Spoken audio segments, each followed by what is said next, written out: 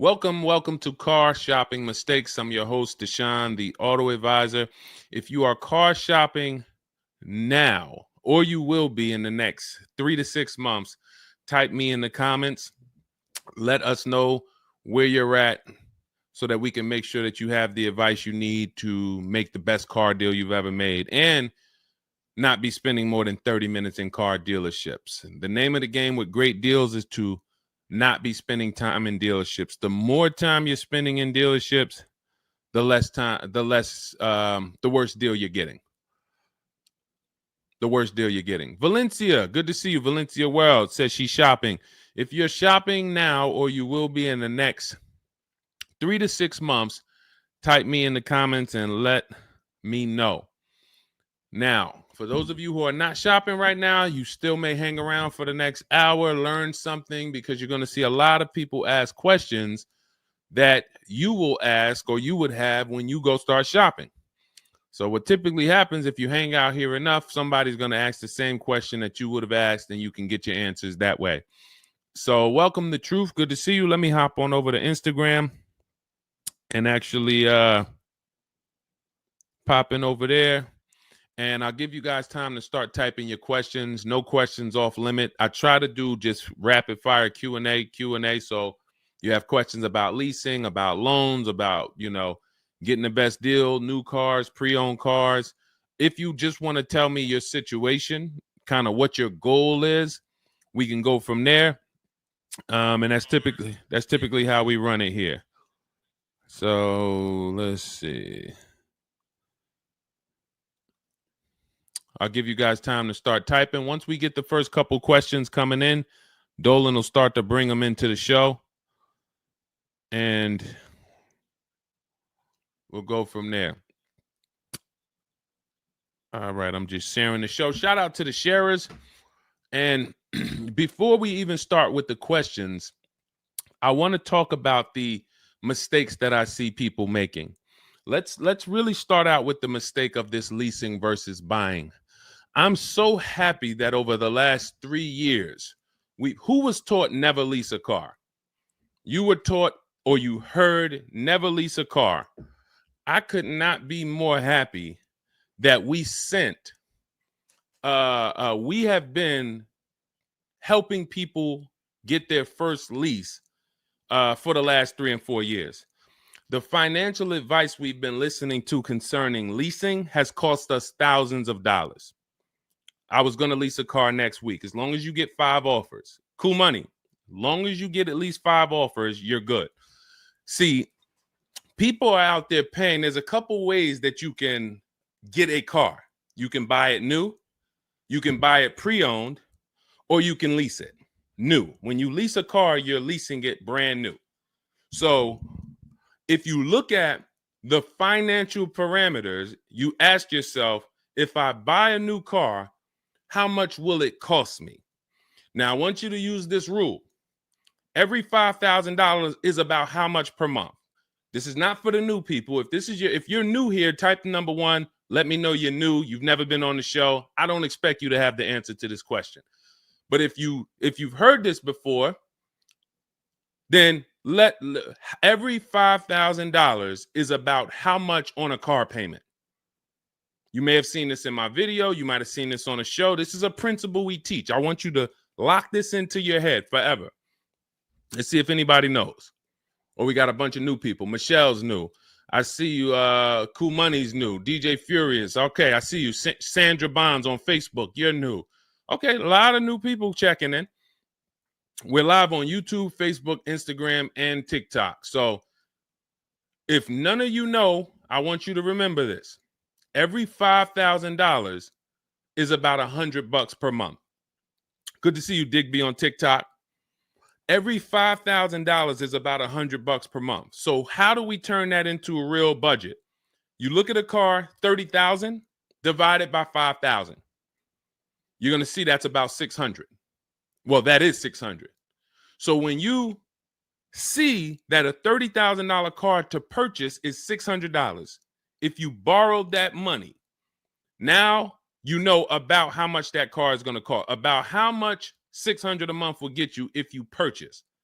Now, if you lease, $600 a month, depending on the lease deal, could get you a $50,000 car.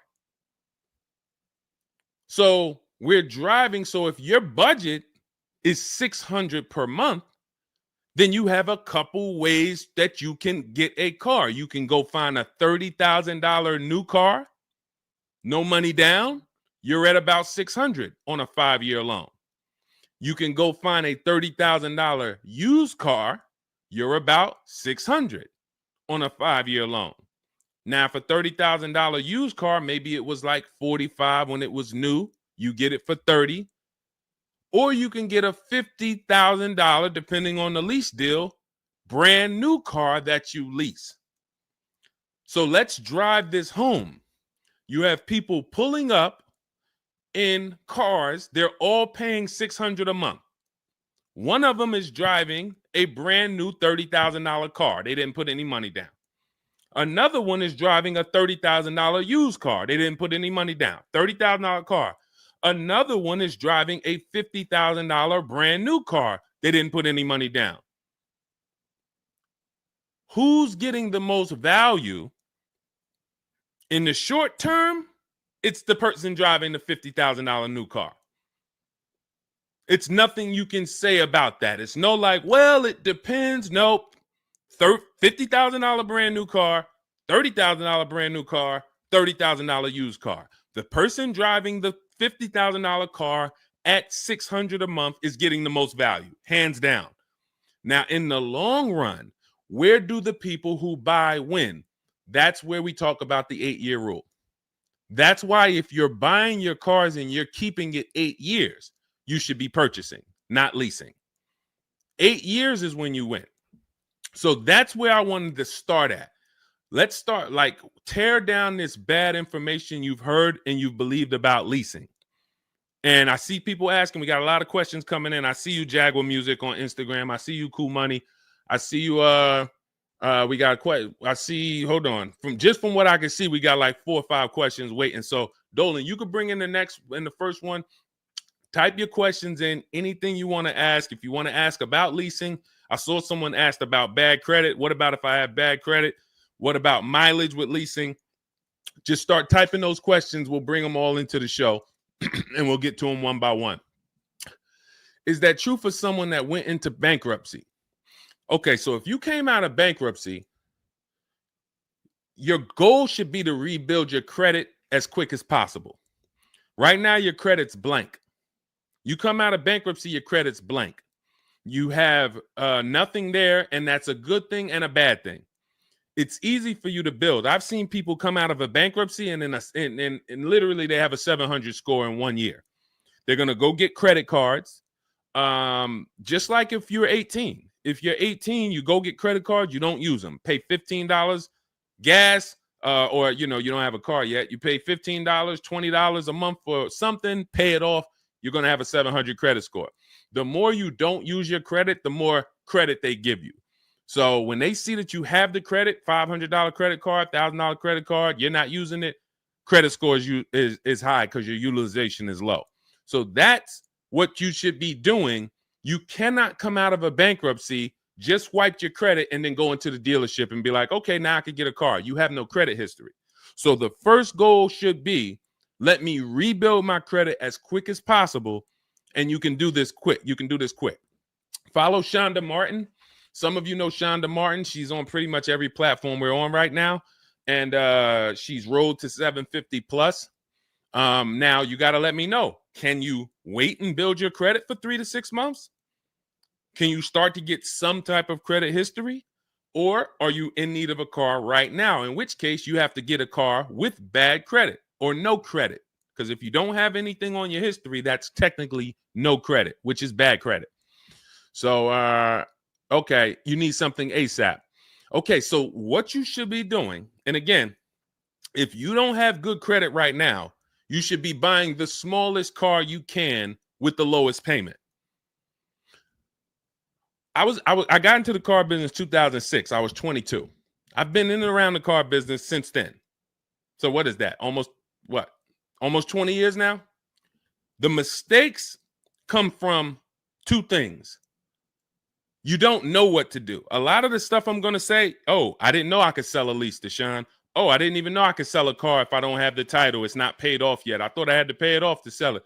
Deshone, I didn't know every dealer, every, Toyota dealer has a different price. I thought they were all the same price, like the Apple store. All of that is you didn't know. Oh, I didn't know about leasing. I thought it was this. I thought it was that. I had misconceptions. All of this stuff has cost you thousands of dollars. That's you not knowing.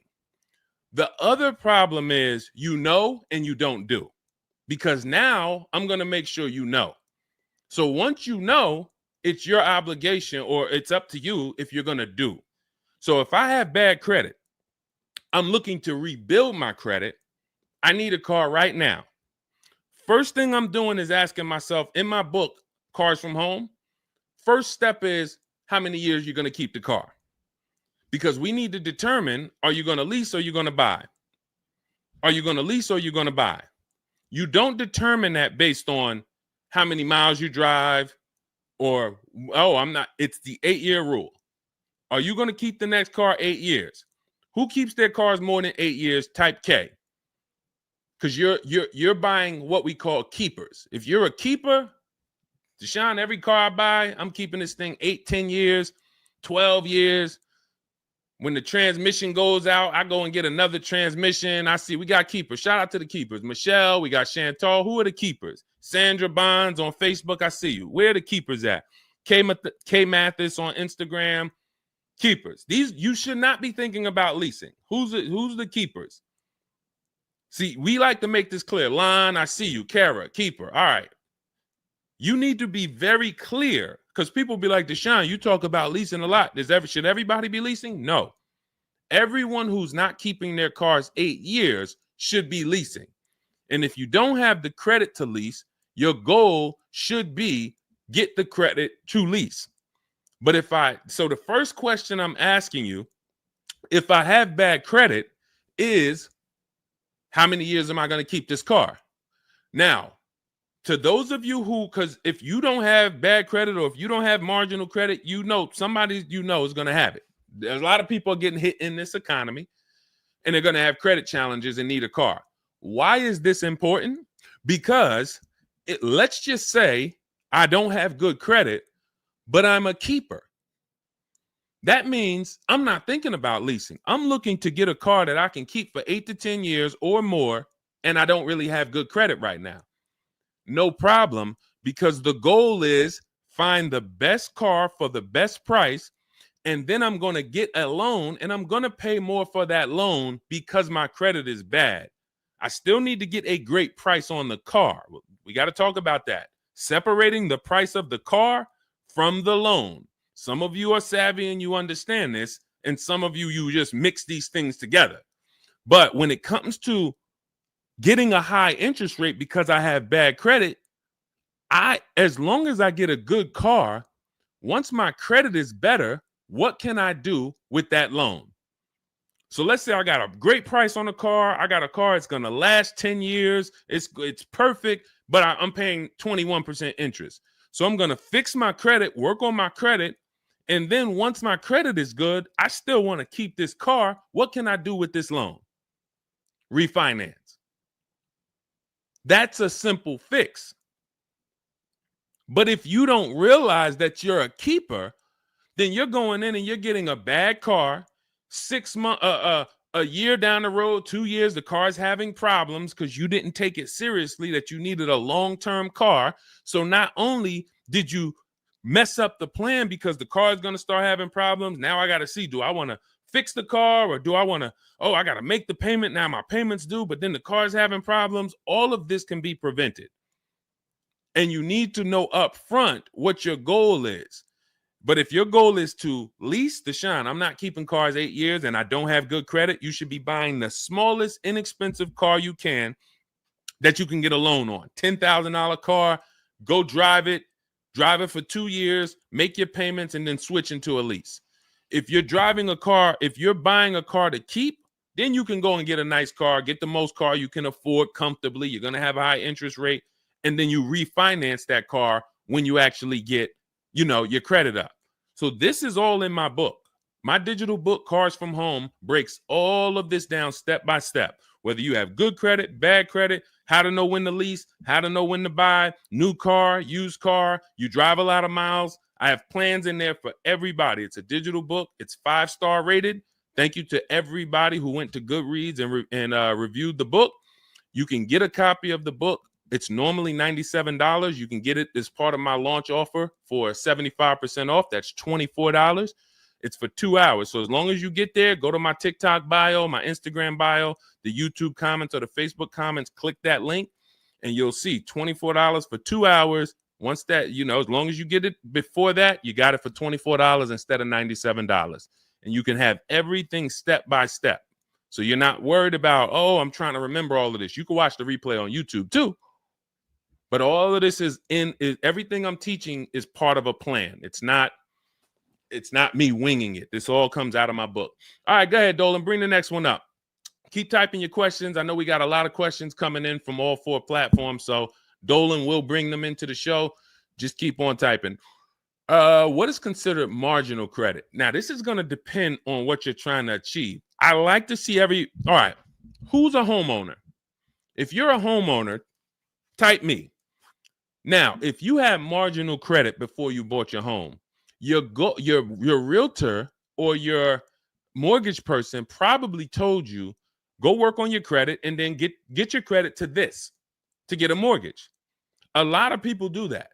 They go and they work on their credit, and once their credit is a 640 or 620 or 660 or whatever it is to qualify for the mortgage, they go and get their mortgage.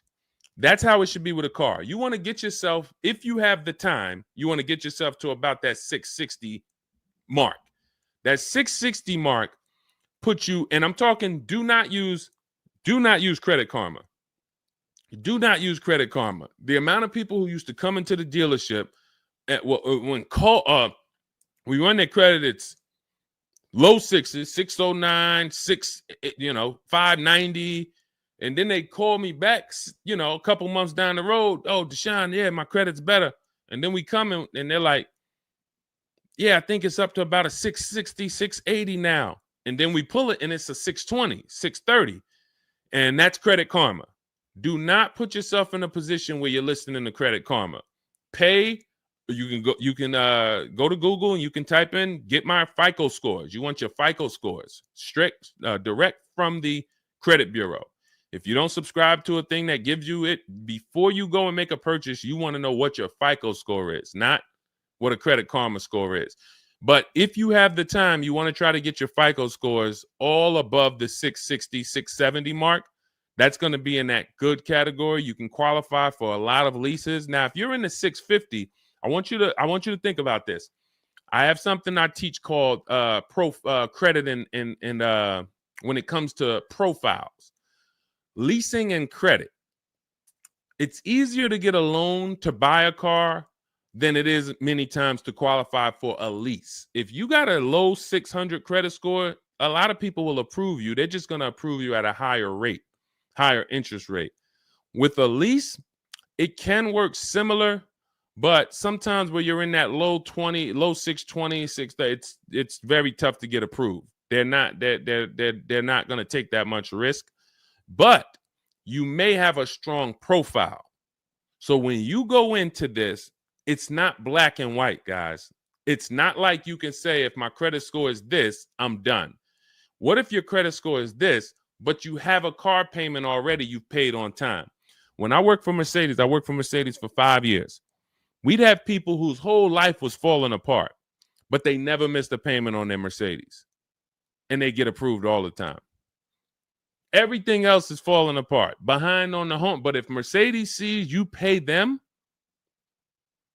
you got approved. So what I say is a current car. That's why those of you, if you're building to get a lease, if you're building to get a better car, pay that car on time that you have now. Because the best thing you can do is have a history of on-time payments on your car.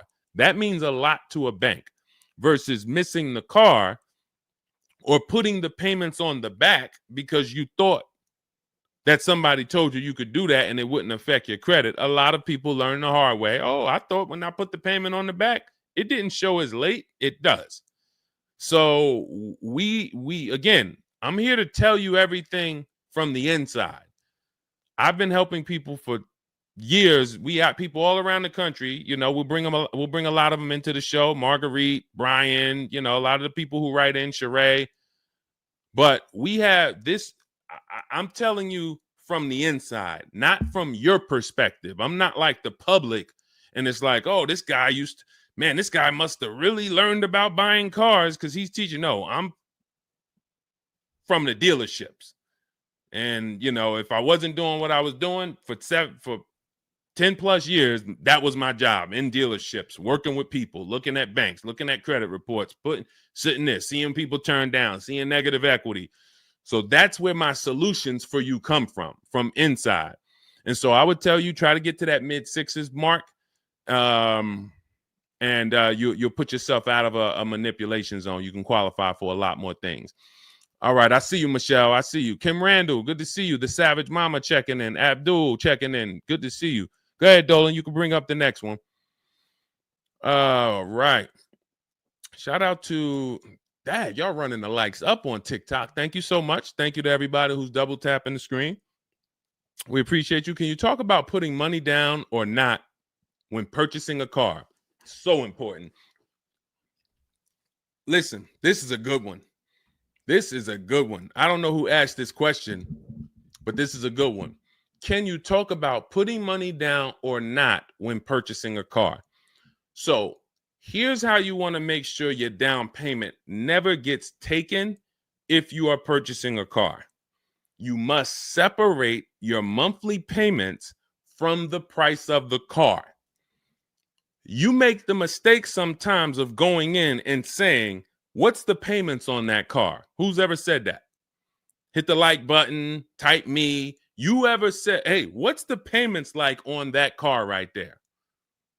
The reason why we don't do that is because you're actually mixing two transactions when you do that. Thank you for being honest. Shout out to the people who are being honest. You're mixing two transactions.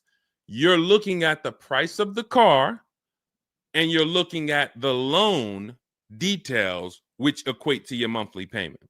See, if you pay cash for cars, then you understand you don't care about the payments. You go in, you're trying to find out the out the door price. What is my out the door price from the car for this car? If you're doing it our way, you're doing this from home. Bunch of dealers submitting offers to you. They're out the door offers for this car to your email, bidding war. We'll talk more about that in a little bit. That's the cars from home way. But once you get the out the door price, you then say, all right, that car that I want, $32,000, including all my tax, all my fees, $32,000. I pull up my auto loan calculator. How much is $32,000 on a car payment? Well, 5 years might be around $620 a month. 6 years might be around $550 a month. Okay. Do I want my payment to be that high? If I could afford that payment, do I want my payment to be that high? You see how we've separated the price of the car from our loan and our monthly payments. This has nothing to do, and this is what we call the 3 pillars of great car deals. 3 pillars. You cannot get a great car deal if you're mixing these 3 pillars. First one, who I buy my car from. Second, who I get my loan from. Third, who I give my old car to and sell it to. That's why we don't say trade here. That's a curse word. Forgive me if I even saying it. And if, we get some questions about trade-ins, we'll explain why we don't trade cars. So we have to separate these and bid out each one. You have so many online tools at your disposal that you just don't know how to use yet when it comes to your cars. You know how to use Amazon to go buy a TV. You know how to get a subscription to YouTube. You got a ton of online tools you know how to use. Shazam, what's that song? Shazam it. But the online tools about car buying, you just don't know how to use them. That's where I come in. Our entire system is showing you websites that do this, tools that do that, And so we can make sure that we're getting the best deal. So the only way you're going to make sure you never lose your down payment is you have to separate the monthly payments from the price of the car. If you go in and say, hey, how much is that payment? The car salesman says, well, how much can you put down? Well, I don't really want to put any money down. Well, all right. If I had to, I guess I could put down like 3, 4 max though. But I'm trying to be at like $600 a month. You're working your loan out with them. That's a loan. And let me tell you how. Let me show you why you can know you shouldn't be mixing these transactions. There's big money in all of them. There's a ton of people who want to sell you a car. There's a ton of people who want to give you a loan. They don't sell cars. Let me say that one again. There's a ton of people who want to give you a loan. They don't sell cars. They want to compete for your loan. That should tell you there's a lot of money in the loan business. Then there's a ton of people who want to buy your car from you. Your car you have now.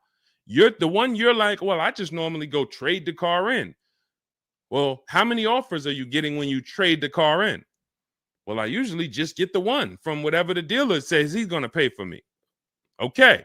So there's a ton of people who want to buy that car from you. They don't care about selling you a car, and they don't care about giving you a loan. So when you buy a car from a dealer and you give them your old car on trade-in and you get your loan from them, you just gave them 3 transactions. You did 3 transactions with them in one. Do you see why it's impossible for you to get a great deal doing that? Type $signs if that makes sense. Who's locked in? Because I know sometimes we only got a couple people that be watching. Some people, man, you're cooking dinner and you're like, I hear you, Deshone. You're not gonna save $5,000, $10,000 like my students, and you're cooking dinner and you're just trying to listen in on the side. Look, you're not gonna get this. Look, person got a Kia $439 a month, $35,000 car. Look, save probably $6,000 off the car. Melissa, $12,000 that she got from Carvana. Let me just read something from people who are locked in, so you can, maybe this will inspire you to get locked in. All right, this is Melissa. 4 days of leasing like a boss. That's our system we follow for getting our leases. Started with a Kia Telluride as first choice. Quotes for 36 months, 15,000 miles a year. Ranged from 642 to 653. Went to a Honda Pilot.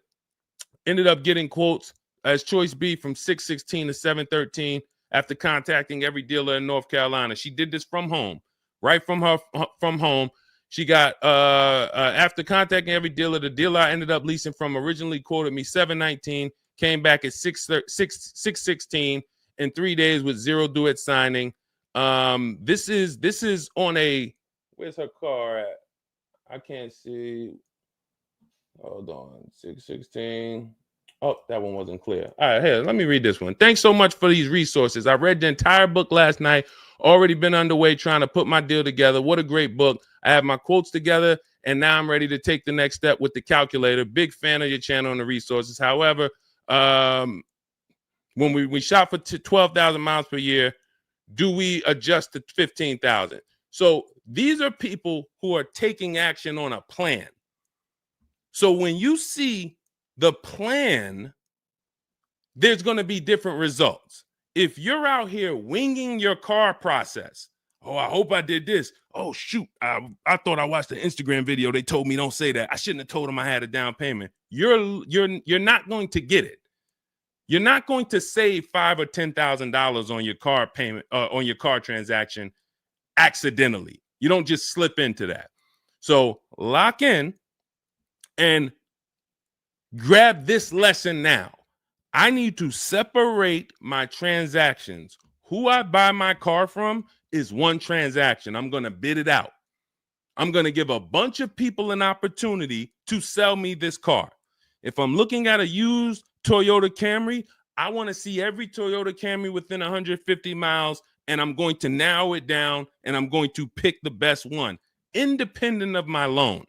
My loan is a whole nother story, because when I shop for my loan, I'm going to do the bank bidding war where I can have multiple people. I don't even want to mention that without telling you about it, because it's like, whoa, what's the bank bidding war, Deshone? Okay, so you can have multiple banks and credit unions compete for your interest rate in a small period of time, and it's going to weigh on your credit score like one hard inquiry. Like one hard inquiry. Mamba Mentality, I love the name. I love the name. Why can't I do a super chat? I don't know. Yinka, good to see you on Facebook. IB Johnson. On one hard inquiry. So let's just say, so when you get your loan, how do we know that 5.2% interest rate was the best? How do you know that the 7.1 interest rate was the best if you have no other offers? And what we've been used to is we're just going to go with our bank. We're going to go with our credit union. We're going to go with the dealer's bank. Why? We're going to make these people compete. And when you do this, when you do it this way, you can have people compete in a short period of time and get multiple offers on your loan without it affecting your credit score. But it has to be done in a small window of time. Now, if you Google it, rate shopping, it'll say between 14 days and 45 days. You do it our way, it's going to take you 48 hours. And you don't do this until after you find your car. After you find your car is when you do a hard inquiry. You let these banks and credit unions compete for your loan. And again, you notice I've already found my car. I already got the best price on that car right there at ABC Motors. I got that thing on hold. Don't pick up the car the same day. As much as they're going to ask you, hey, you want to take it home today? You want to take it home today? No. If I take it home today, when do I have time to go shop my interest rates? I'm not taking it home today, but let me get my buyer's order with my numbers on it. Let me go home and let me actually do my shopping for my loan and my interest from home. And then if you can actually beat that rate, it's a competition. But because you didn't know that you could let multiple banks do this in a short period of time, you're only going to your bank. You coming back with a 6.49. Well, I guess that's good. What if somebody could get you a 5.49? Do you know how much a difference between a 5.49 and a 6.49 is on a loan? Could be $1,200. This is why we're getting all the money. So again, all of this is in my book, digital book, Cars from Home. You don't have to wait for it to come in the mail. You can have it by the end of the show. It's in my TikTok bio, Instagram bio, Facebook comments, and YouTube comments. Normally $97, but you can get it as part of our welcome offer for $24. As long as you get there before the 2 hours is up, you get it for 75% off. It'll have everything in there. That is the bank bidding war. If you're not, again, before we go to the next question, if you're leaving the dealership wondering, if I was to walk up to, yo, Deshone, what's going on, man? Hey, I just got this car, man. What do you think? Okay. Did you get a good deal on it? Yeah, man, I definitely got a good deal. How do you know? If you're not saying to me, yo, man, you know how many offers I saw? Man, I got about 6 offers on this car from different dealers. This was the best one. Okay, you did good. What about your loan? No, man, listen, my bank competed, credit union competed. The dealership told me none of their banks could beat what my bank gave me. Congratulations, man, you got a great deal. But if you don't have that same confidence, you did not get a great deal. And now you're driving in a $30,000 car, $50,000 car, and you don't have the confidence that you actually didn't leave thousands of dollars in these dealerships. This is crazy. And when you get mad and stop accepting it, you'll listen to what we're telling you to do. If you think you deserve that abuse, then you're going to keep doing the same thing. That's why you got to unlearn. Okay? So separate your transactions. Who I buy my car from, I'm getting multiple offers for. Who I get my loan from, I'm getting multiple offers. Who I sell my old car to, I'm getting multiple offers. And with the internet, I can do all of this right from my house, right here. All right. That's the Cars from Home way. Let's go, Dolan. All right. Keep typing your questions. I see you, Mamba Mentality. I see Mamba Mentality got a lot of questions. Samante Love, good to see you. Jay Bass, good to see you.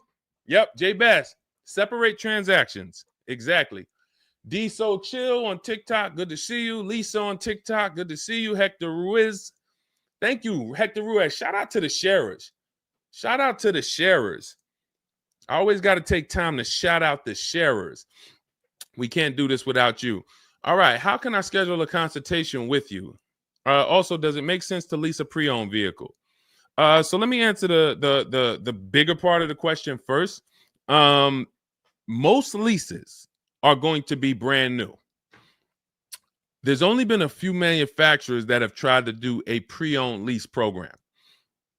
Lexus tried it. BMW's tried it. And there's certain brands that can technically lease a used car. The reason why I don't like it is because it's not enough of a wide stream. It's not enough of a mainstream program to create competition. And if you can't create competition, then you don't know if you're getting a good deal. If you walk in to lease a brand new car and you're walking in and again, we don't do this. We never sit down in a dealership. We're there to test drive only. We're never talking numbers. But if you are doing it the old way, you're going to go in and then you're going to get a bad lease deal presented to you. And they'll say, well, I could lease you this 3-year-old one and it'll save you like $150 a month. How do I know that's a good deal? It might be affordable. And sometimes you confuse affordable with a good deal. It's not a good deal because you could afford it. I want to let that sink in. We confuse, you know how many people I watch get a horrible deal, but they go home and they're like, yo, man, they got me to my payment. Bad credit usually. A lot of people with bad credit will brag about yo, man, you got to go see Joe, man. Why do we need to go see Joe? Man, he got me in a car. Nobody else could. All right, let's look at the numbers. Dag, you're paying 24% interest. You know this is an 8-year loan? You know this is an 8-year loan. Oh, nah, I just, listen, man, Joe, you sending all your friends to Joe. Oh, look, and this car has 70,000 miles on it. You paid 28,000 for it? See, because they got you to a payment you could afford. So you thought, good deal. Now, I go into a Bentley dealership right now. Bentley's $300,000. And they say to me, we'll give you this Bentley for $150,000. So they give me somebody offers to give me a $300,000 Bentley for $150,000. 50% off. We're going out of business. Take it. Can I afford it? No. Is it a good deal, though? Is it a good deal? $300,000 Bentley, half price, $150,000. Many people, you don't have that in your budget to go and bring $150,000 dropping on a car. Now, if you want to do a business thing, go buy it for $150,000, quickly sell it to another dealer for $220,000. Okay, that's what we would do. But I'm not talking about that. I'm talking about just you alone. Affordability does not equal deal. A deal is a deal whether I could afford the deal or not. And the only way we know a deal is to actually get multiple offers. There's no other way. So I'm going to continue to say it. There is no other way. I've been in the car business since 2006. There is no other way for you to know you got a deal without comparison shopping. Same way if you walked into a grocery store and there was only one, you walk into the Dorito factory. There's only Doritos everywhere. No other competition.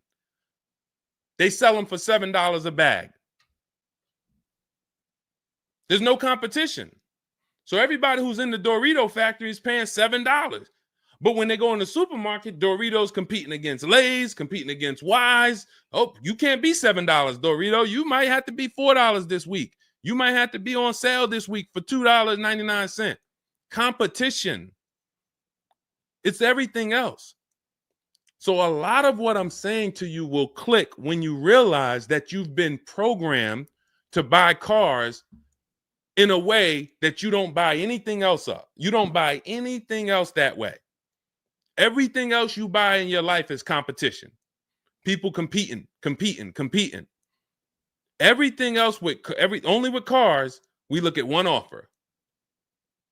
So that's why when you come home, start to look at the whole market, you're going to love this. You're going to be like, man, I don't know how I didn't start doing this before.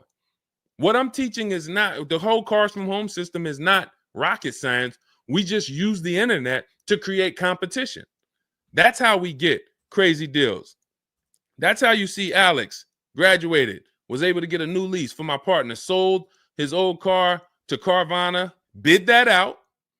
Notice he didn't trade it. He didn't say I traded in my car. I sold my old lease to Carvana, old 3,500. He got 14. That was his highest bid. Went test driving, got a 2025 Hyundai Tucson, got a 1.3% lease deal, no money down, $42,500 car, $580 a month, and that's a 1.3% lease. Now, $42,500, guys, would normally be, with no money down, about $800 a month. Maybe about $825 for 5 years. He's paying $580. So when we talk about leasing keeps thousands of dollars per year in your pocket versus purchasing. Thousands of dollars, not hundreds of dollars per month, but thousands of dollars per year. So so to answer your last question, I don't do consultations. We have 3 ways we help the public: through my book, through our Shop with Deshone program. A lot of these people that you're seeing me share, they've either got my book or they're in our Shop with Deshone program. Just Ralph, Jen, Stormy. Just wanted to let you know that your package worked. $48,000 MSRP, no money down. She's paying $622 a month. That's normally a $900 payment. Marie, some of you know Marie from some of our other shows. We talked about her. Just wanted to reach out. Thank you. She used the book, saved over $13,000 off of her Mercedes, got her payment to be hundreds lower per month, maintenance included. Just wanted to say thank you. She got a 2025 GLC Coupe. Some people have this same car. You're looking at this car. You're like, hold on, Deshone, I got that same car. Did you get $13,000 off? Did you get $13,000 off? This is when we got to say to ourselves, whoa, what's happening that Marie got $13,000 off? I thought I did okay. I got $4,000 off. You see how dangerous it is when you don't get multiple offers? You thought, man, I negotiated, man. I was in that dealer for about 5 hours, man, to get that $4,000 off. Marie never went into a dealership and she got $13,000 off. So you just made a $9,000 mistake. So you could either change your behavior, go grab my digital book, Cars from Home, learn the same thing, use the same strategy step by step that Marie just used, and you could eliminate you making these types of mistakes, or you can continue to do what the car business wants you to do. So in my digital book, you have everything. That's why it's called 7 Steps to Saving Time, Money, and Avoiding Dealerships. It's in my TikTok bio, my Instagram bio, YouTube comments, Facebook comments. You can get 75% off for the next 2 hours. So you won't pay the normal $97. You get it for $24 if you get there before the welcome offer expires. And that's a digital book. It'll be in your inbox by the time we end the show. You'll have all these strategies to use for you, your family, your spouse, your kids, to make sure every transaction you're winning. You're leaving no money on the table. All right. So yes, I don't do, and you'll see in our Cars from Home toolkit in my bio, we do have a program where we shop for people around the country. In fact, before we go to the next question, let me show you what you'll be able to do. But in our case, we do this for our clients. So you get in where you fit in. I don't tell you, it's like if I put a buffet in front of you, everything gets you full. You get the book, you're there. You come into Shop with Deshone, we do it together. You watch our video checklist. You have coaching calls, we have Zoom calls, we have a private Facebook group. You get to your goal. Or you can, if you qualify, you got to have the credit. You got to be shopping for a new car. You can look into our Done For You program. You can book a call with our team. But here's an example of how big of a margin these offers. I want to show you the difference between some offers here, because some of you don't really see it. Hold on. I got to label these better for our next show. Okay, here's an example. So we can see here for this particular car, the payments ran, all of the car itself is $64,000. We're shopping for a Genesis. This particular month on this particular car, the payments range. Y'all ready? We got 6 offers on this car. The payments range from, well, I'm just reading them to you. $973, $899, $1,102, $1,066, $921, $913. Now this is initial payments. Why is there a $200 difference in these initial payments? This is why you never want to take people's first offer, because the initial payments are going to be high. But even in the initial negotiations, why is it, Deshone? Wait, all of these cars are the same price. Why is one dealer at $1,050 and another dealer is at $899? Because they're criminals. So what do you think you're doing if you just walk into a dealership and say, let me give this dealer a shot at negotiating? If you're negotiating with the dealer that's at $1,050 or $950 or $975, where are you going? And the goal is to have that dealer. This is why when these dealers come, when they come down $100, you think, oh, I had to win. Man, they just came down $100 per month. They started out, they were at $590, and now we're at $490. This has to be a good deal. Well, how do we know that they weren't supposed to start at $490 and end up at $390? If this is clicking for you, type a $, because this is clicking for some of you. Those of you who are locked in, this is why it has to be a mentality change. I'm pulling back the curtain so you can see that, Deshone, it's been feeling like when I go to buy a car, it's a mental game. I drive off and I'm kind of happy, but then I don't really have the peace. I don't really feel like I did good. I'm kind of hoping I did okay, right? That's you, right? So I'm telling you that your gut has not been lying to you. I see you, P. Honda Fundamental Salon. Good to see you. Got my book. Use it. Use it and win. So your gut is not lying to you. I'm just the one from the inside coming to tell you that you closing your eyes and hoping things go well is not working. It's not going well for you. If you looked at other people, they're doing better. If you looked at people with strategy, they're getting cars for $200 a month less than you. They're getting $5,000 off less than you. They're leaving knowing that they got the best deal because they saw so many offers. You're hoping, and that hope is not leading to that hope is a bad strategy. So what you want to do is you want to change your mindset and realize that the dealer's whole goal is to keep you from shopping. If you burn that into your head about the car business, the entire goal of every dealership is to keep me from shopping their competition. And if you know that, then you're not going to go into the dealership. You're going to say, all right, how can I be at home and do this from home? Again, that's all in my book. But even if you want to make calls, there's some people, you've been on to this since 4 years ago, 10 years ago. You're like, Deshone, man, I knew, man, I don't go into those dealerships. I call around, I'm going to get me a bunch of offers. And by the time I get there, that's when I'm picking up my car. You've been on to this truth for a long time.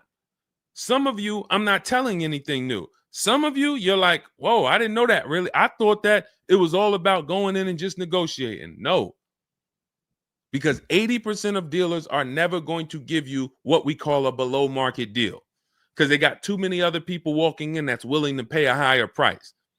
So you have to find the dealer who is going to give you that low payment out of the whole market. That's why this is a bidding war. And when you start to do this, you're going to be like, yo, why does it seem like this is kind of fun now? I kind of enjoy this. Is like a game. And you're the prize.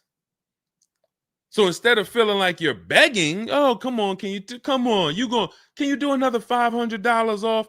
Come on, man. I'm only asking. Get me from $520 to $499, man. You're begging. So instead of begging, you got people now competing for you. Whole different story. That's what we want. That's the transformation we want for you today. All right, let's go. Dolan, next question. All right, Fundamental Salon, I see you. I see you, Jay Bass. I see you, Randall Pine Straw. You got the number 3 gifted badge. Thank you. Y'all lighting up the lights on TikTok. Thank you so much, Monica 9300, BKS Aggie, Timothy Garces, Drew Saberton reposted the broadcast. Thank you so much. Shout out to everybody sharing this. What about military personnel? What's the question? Just rewrite that question because I don't know. What's the question? I know what about military personnel. I don't know. Are you asking about military rebates? I don't know. So just kind of give me a full question, and then I'll be able to give you a better answer. Hello, I'm planning on purchasing a 2025 Escalade. Any negotiation between the MSRP and the invoice? Of course. Now, if you walk into a dealer and you say something like that, what is the dealer going to say? So let me ask everybody who's watching. We're live on Facebook, TikTok, Instagram, and YouTube. If this person casually walked into the dealer and said, hey, is there any negotiation between the MSRP and the invoice? What do we think a smart dealer is going to say? Not an honest dealer, a smart one. Thank you, Sassy. No. No. And you know what's crazy? They're going to say it in a way that makes you believe it. So if I put my car salesman hat on and I switched it to kind of for myself, this is what it would sound like. Or is there any negotiation between MSRP and invoice? Not really. On these cars, I mean, we don't even have a lot of them. A lot of people are trying to get them now because the tariffs are about to hit. And even though this is an American-made car, some of these parts, they're produced in Mexico. So there's not, we really like to, a lot of dealers are selling them over MSRP. In 10 seconds, I just took you to, whoa, but can I get MSRP though? See, that's why I'm never training you to go in and negotiate with people that negotiate every day, 3 times a day for the last 10 years. You're just not going to be a match. You might negotiate office furniture. Yo, Deshone, I do office furniture. A car salesman couldn't come in and negotiate with you on office furniture. But you can't go into a car sale and negotiate with car salesmen because, again, the psychology, we just know every question to ask, everything to say. It's a mind. And so some people use it for good and some people use it for evil. And so how do we find out what the discount is on the Escalade? We talk to multiple Cadillac dealers. Now, if you're doing it our way, in my book, I have scripts that I wrote for you. It's all by email. So there's a reason that people can actually go in, use this book, use these scripts, and come out with great deals. This is Trey. Trey got 3 cars using our system. He says, my son was in the market in 2025. He just got a 2025 Blazer. He said, I started sending emails in the wee hours of Tuesday morning. So those are email scripts that I wrote. They're in my book. You have access to them when you get my book. You're using all my scripts. We're not talking. We're not doing any of this by mouth and saying, oh, I got to remember What did Deshone say? Don't, oh, I didn't want to say that. None of that. There's no room to make a mistake. We're just typing, copying, and pasting. He says, emailed 25 to 30 dealerships, got 8 offers, closed the deal in 2 days. 2 days. So some of you, you're like, Deshone, I need a car in like 2 weeks. No problem. Trey got his in 2 days. So once you start this process of engaging with the dealers, you'll get a car in 3-4 days if you're slow, because that's the way it's set up. So he gets a $56,000 car. He closed the lease at $560 a month on this Blazer electric vehicle. $560 a month, first month's payment due at signing. That is a $56,000 car. And he's gotten 3 cars. He said his first one with our system was 2.5 years ago. He leased another vehicle for his daughter last October, and now he just got his son's lease. 1.5% lease, a 1.33% lease for his daughter, and a 1% lease for his son. So if you're doing it our way, you're sitting at home, you're getting multiple Cadillac dealers to compete by email, and then you're going to see, oh, this one's going to take off $2,000. This one's going to take off $5,000. These 4 are taking off nothing. This one, he's charging $3,000 over the list price. Oh, here's the winner. They're taking off $5,000. That's the best offer.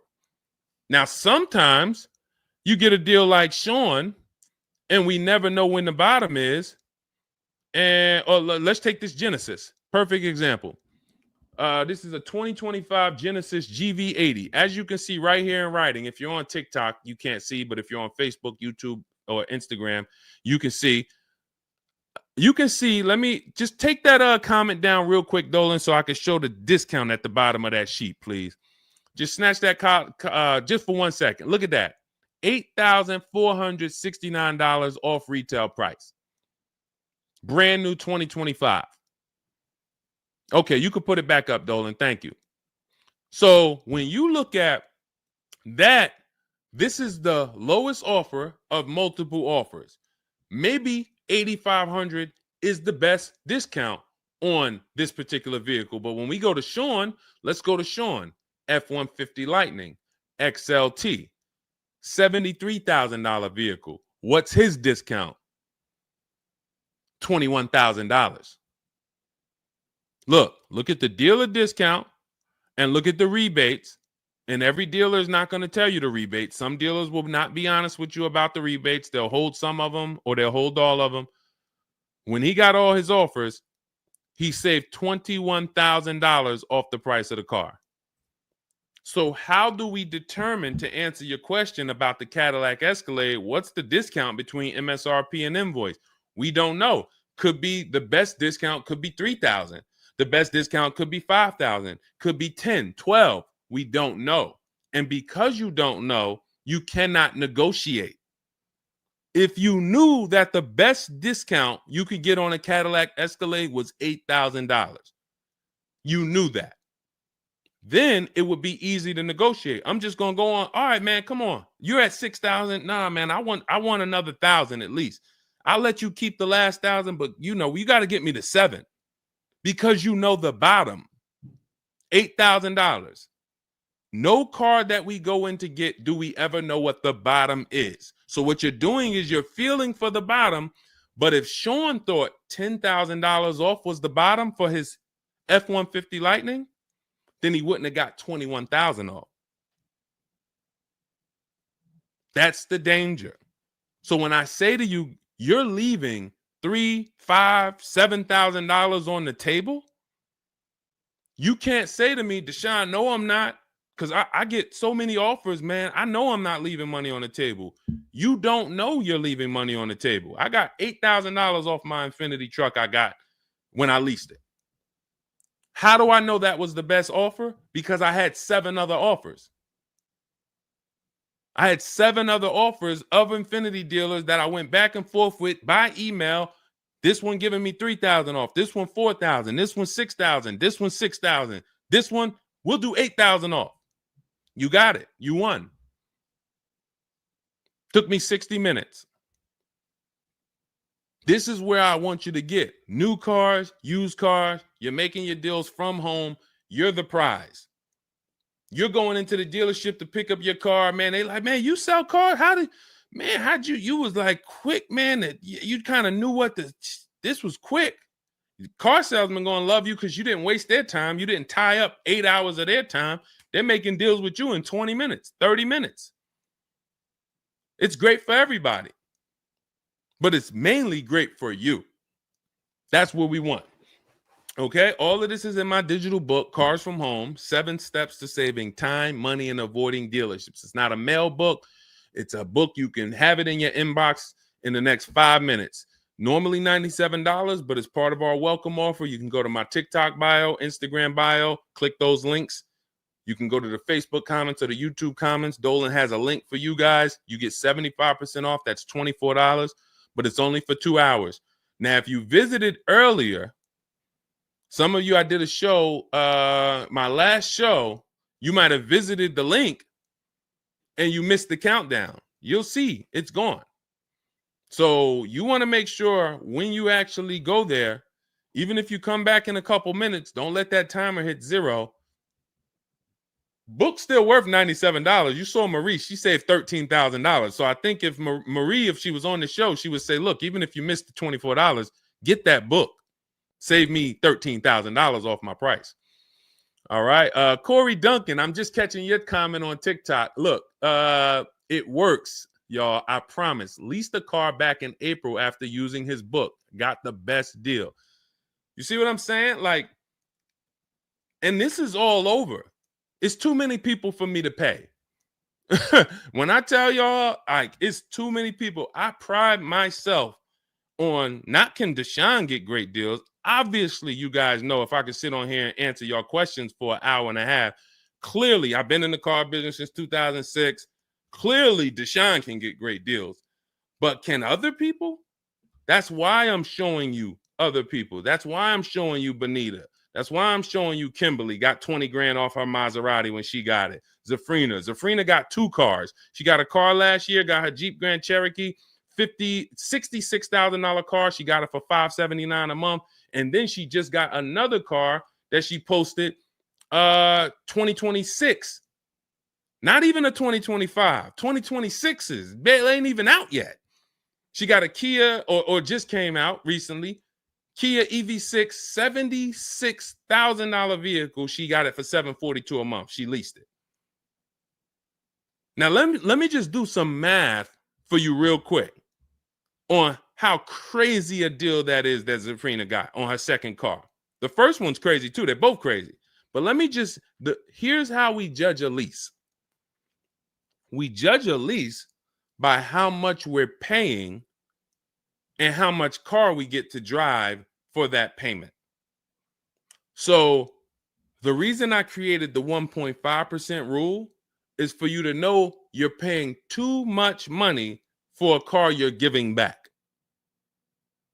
The 1.5% rule tells us if we divide the monthly payment into the MSRP with no money down, it creates a percentage. And if that percentage is over 1.5 for 12,000 miles per year, we're paying too much. It's no value there. It's a bad value lease. Let's look at Zafrina's deal that she just got. She's paying $742 a month, and she got a $76,000 car. So let's say, go into our calculator, $742 a month, 36 months. That equals $26,700. That includes taxes, everything. That is how much she's giving them for 3 years to drive this car. $26,700. It's a $76,000 car. You don't have to be a mathematician to know that if you walked into a showroom and you saw a $76,000 car, once taxes and fees and everything were on top, it's over 80 grand. And you could drive that car for 3 years for $26,000 and you give it back to them, we can imagine how much value that is. So that's how we judge a lease. And the more I pay, the more I have to look at, okay, is this a good lease deal? Is it a great lease deal? Is it a steal? Zafrina got a steal. Anything 1% or lower, it's a steal. From 1% to 1.5%, that's a good deal. Well, let's say from 1% to 1.25, great deal, great value. And then from 1.25 to 1.5, good lease deal. So it's good, great, and a steal. Any of those is good. It depends on the vehicle, and it depends on how well you get offers, because different vehicles have different lease programs. But once we get, you don't walk into a dealership and say, hey, get me the 1.25 or get me the one. You don't do that. You got to see what the best offer gets you. But this is where you want to be at. Empowered shopping. Okay. Thanks, Randall. I'm working on my lease deal now from the book. Way to go. Way to go. All right, Dolan, go ahead. Pull up the next one. I'm going to take a sip of water. I see we still got a lot of questions to get to. Let's go.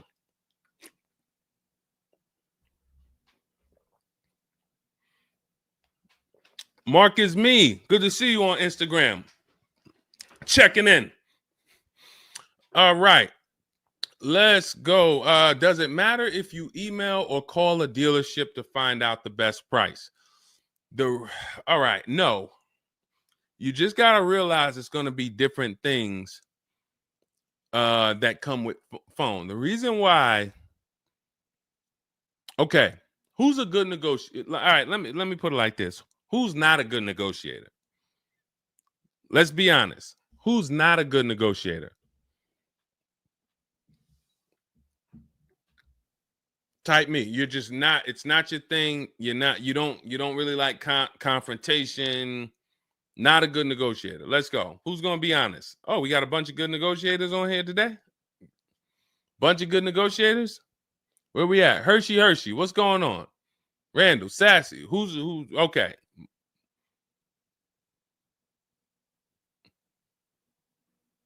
Okay. Couple people that want to be honest.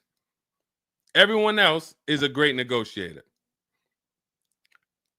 You need that to get on the phone. In order to get on the phone, you need to be a good negotiator. You need to be quick with your words. You need to be, and that's what's going to happen when you're calling to get deals. Now, if you're calling to get deals, you just need to be able to know exactly what information to give and what information not to give. So let's just say you call in and you're trying to get an offer, and somebody says, "Hey, wait, I need your credit." Okay, are you gonna say, "Well, no, actually, the people I've been working with, they haven't been asking for credit. Just assume tier 1," or are you gonna, fumble through that? And if you so this is what you're going to get. That's why I say if you're calling, you could try asking for sales managers. But the reason why email far exceeds getting the offers by phone. Now, look, getting the offers by phone is way better than walking in. But if you get the offers by phone, you still have to you have to try to lock down who the good dealer is, because you're not going to really have anything in writing. And that could be a problem. That could be a problem, because whenever you're going in and you're thinking this, that's why everything we do is from home. Your credit app is done from home. If I'm talking to somebody on the phone and I feel like I done talked to maybe 8 dealers, I got 5 offers, and one guy, Matt over at, that dealership it feel like he's being honest. He's giving me the offer. He told me this is what your payment's going to be. It includes taxes. It includes everything. Or this is what I'll sell you the car for out the door. Okay, I'm doing the credit app online because I want all of that firmed up before I get there. I have a video we're going to put out soon about a dealer who we just experienced this shopping for a client, where the dealer put something in writing. And then when we did the credit app, or the client did the credit app, changed the offer. So when they changed the offer, that means they didn't want to do that offer to begin with.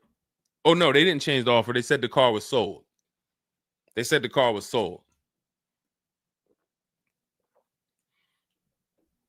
Me knowing what I know that what they wanted to do was tell you one thing and then they wanted you to come in so that you could so they could raise the price on you. This is why we are not going in until we do our credit app online. And when I tell you we are doing everything from home, except the test drive, we are doing everything from home. We're not going in, all right, come on in, let's finalize this. No, we'll come in and pick it up. You can send me the credit application. I will email you my driver's license. I'll email you my insurance card, because when you do this, your deal is solid. If you're going in the dealer to finalize your transaction, the deal is actually not solid. The deal can be changed. And what you'll see sometimes, like in this video we're going to post, is once they find out they can't get you to come in to actually change the price, that's when they're going to start changing the tune.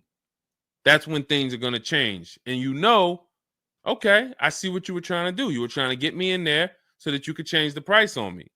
So that's why email is really the gospel when it comes to us. And another thing, you don't have to talk to anybody. You don't have to remember what you're going to say. What's up, Robert Ishel? You don't have to remember what you're going to say. You don't have to worry about saying the wrong thing. When you're doing this by email, especially when you're using our stuff, if you have my book, my digital book, everything's in there. The scripts are in there. When they say, when can you come in? We have a script.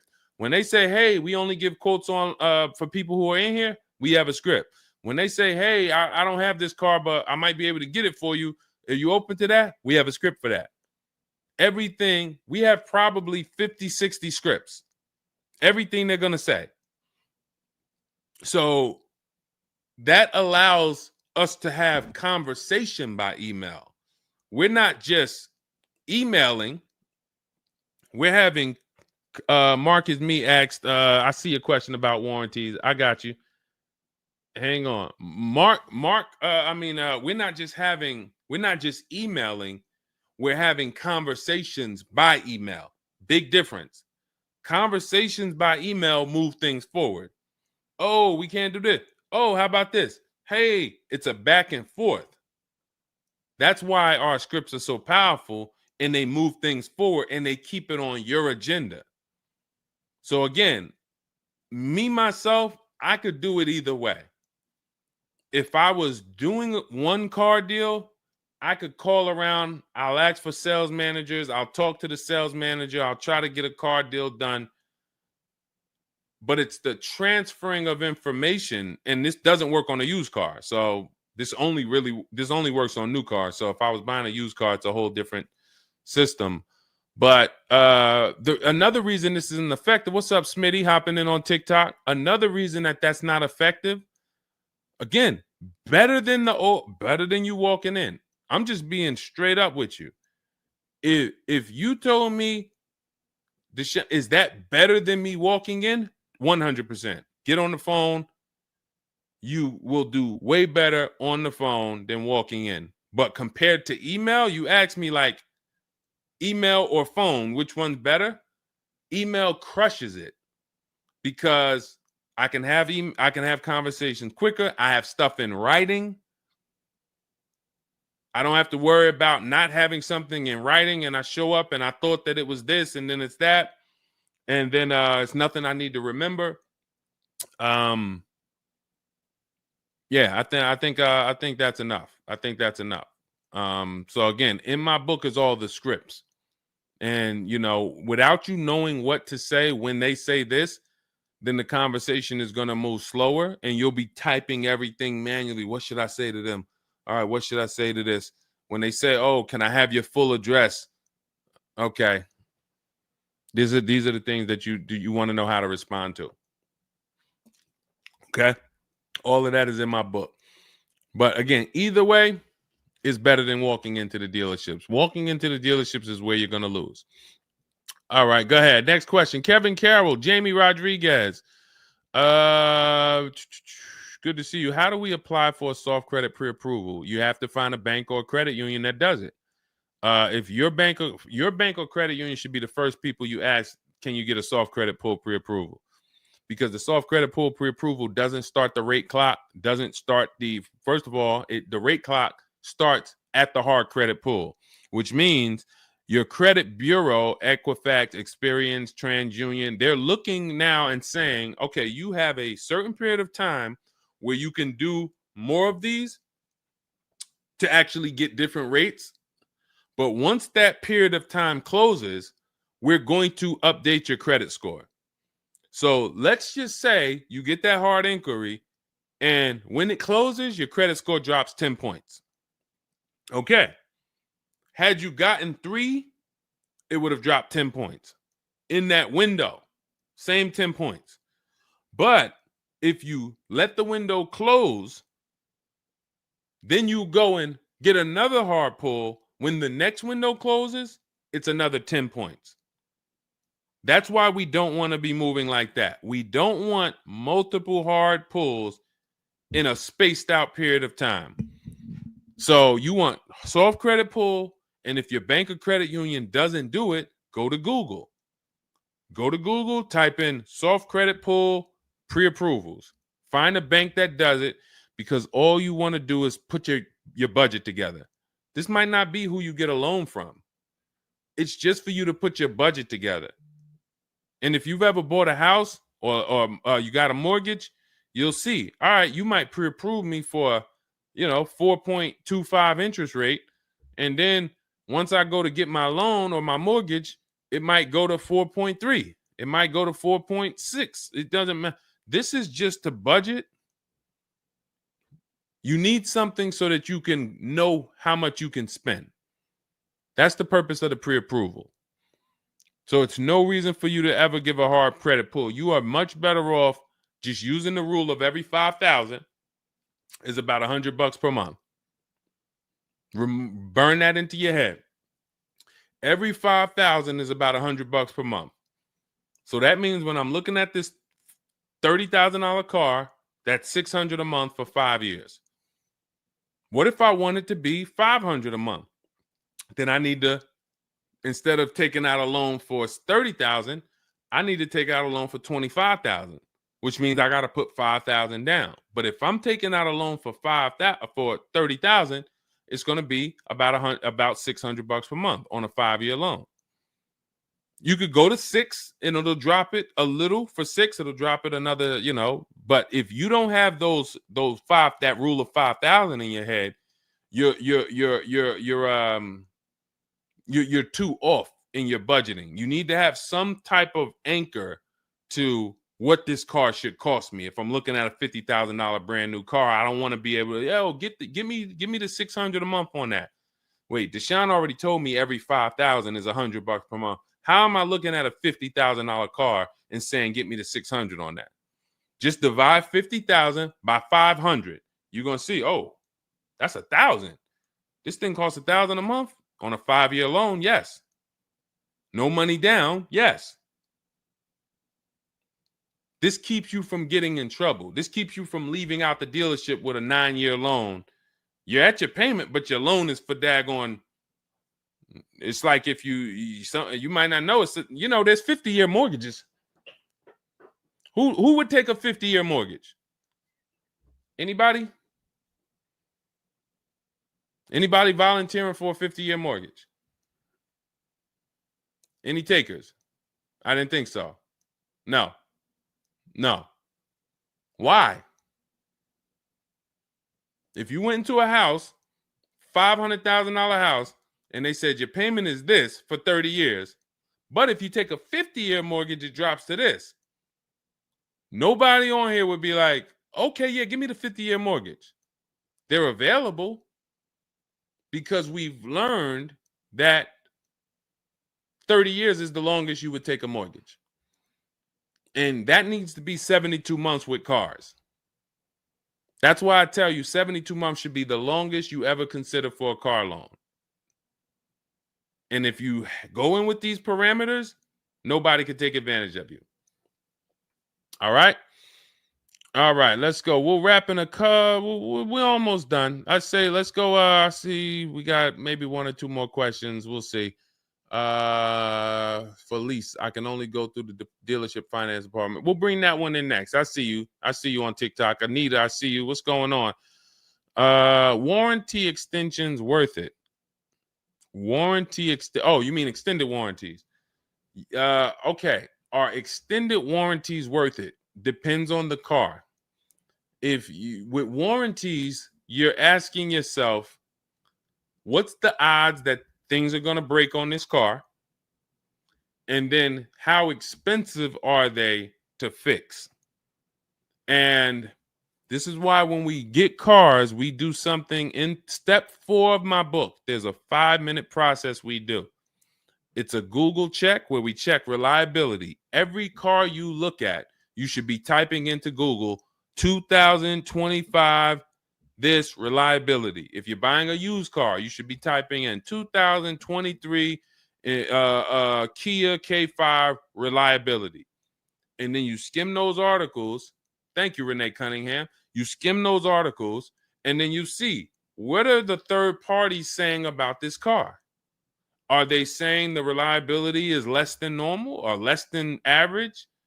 There's tons of people who were in love with a car, and then they do this 5-minute exercise and they see owners are reporting electrical issues with the car, software problems with the car. Owners are complaining about the infotainment system in the car.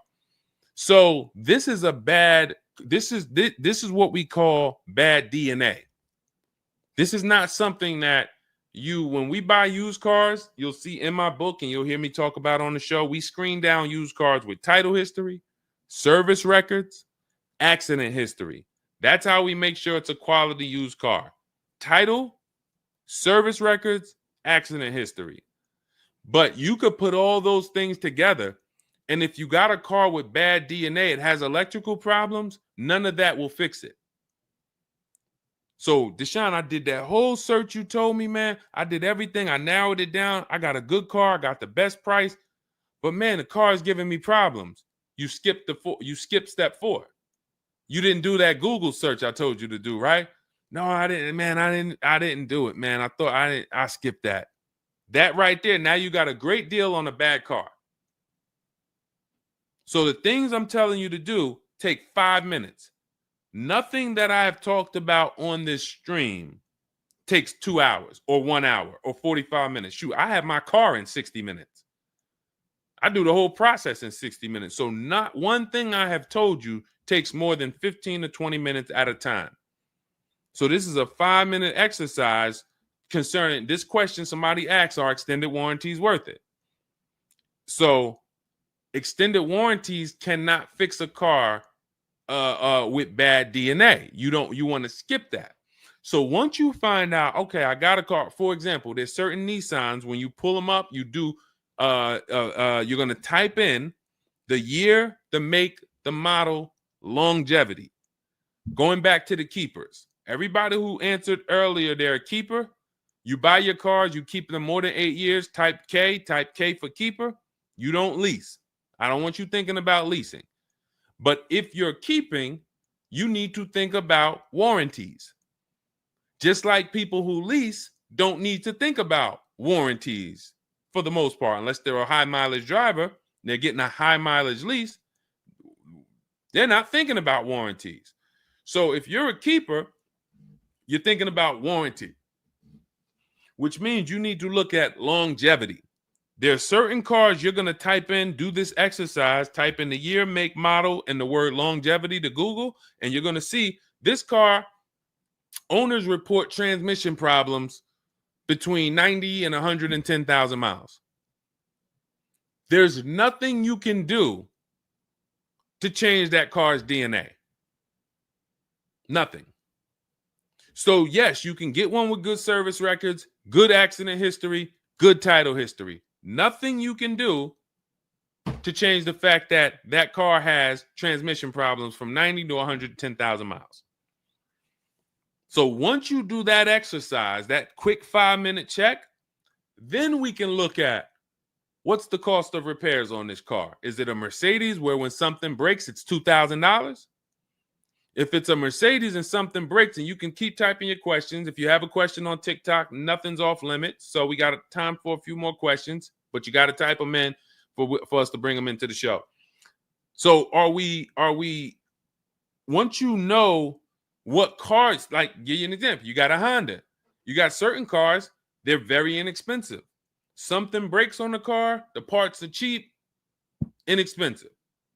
These are the cars where you don't need extended warranties as much as you need a car when you look at a car that has high cost of repairs. So what should you be typing in for the car you want? Cost of repairs. If you're looking at a Volvo XC90, Volvo XC90 repair cost. Where does it fall? You're probably going to land on an article that shows you the rankings of cars repair costs. If you see that Volvo and Cadillac and Mercedes and all Range Rover, Land Rover, they're up here, then you need an extended warranty. Because when one thing breaks, if you got a $3,500 warranty, it might pay for the whole warranty. One thing. But if you're looking at a car and it's very low, Mazda or Honda or Toyota or very low cost of repair, then maybe you save the $3,000 and you don't get an extended warranty. You just put that money to the side. So it's going to depend on the car. When I worked for Mercedes, if somebody was buying a Mercedes, I told them, go in there, finance department, buy as much warranty as you can afford. That was my words all the time. Buy as much warranty as you can afford. IDK, following your book to secure a lease. How do I get it without putting money down? We don't shop with money down. So you haven't gotten to that section yet. I'm glad you have the book, IDK, but there's no scenario when you're using our templates and scripts where we shop for with money down. In step 3 of the book, which is deal focused budgeting, I explain how down payments come in, and I explain the risk of down payments. But when we're in step 5, which is reaching out to dealers, where we're getting our offers, there's no down payment that ever comes into the conversation. All of our lease offers are with first month's payment due at signing. That's not a down payment, because it's just like when you rent an apartment, you pay your rent at the beginning of the month. When you lease your car, you pay the payment at the beginning of the month. And that's it. That's not a down payment. That's your first month's payment. But no, all you do is just follow the book. There's no again, and stay on the steps. Here's what I want to drive home when it comes to this book. And I see we had somebody, Linda March, on Instagram. I see you. Grab Linda March's question, please, on Instagram, Dolan. Do not read this like this is some seminar. There's 2 types of people who use the Cars from Home stuff. All of our stuff is made to be like you having a conversation with me. If you jumped on the phone with me and you said, Deshone, this is what I want. What's my first step? I would give it to you and then you go do it. I wouldn't say to you, okay, Linda, you're going to do this. And then once you do that, go and do this. And then once you do that, go and do this and then do that. And then by the time you finish this, you'll see this on this website, and then you'll be ready to pick up your car then. How would that go for you? Carrie Ann, Gifted Hands Cash, good to see you on Facebook.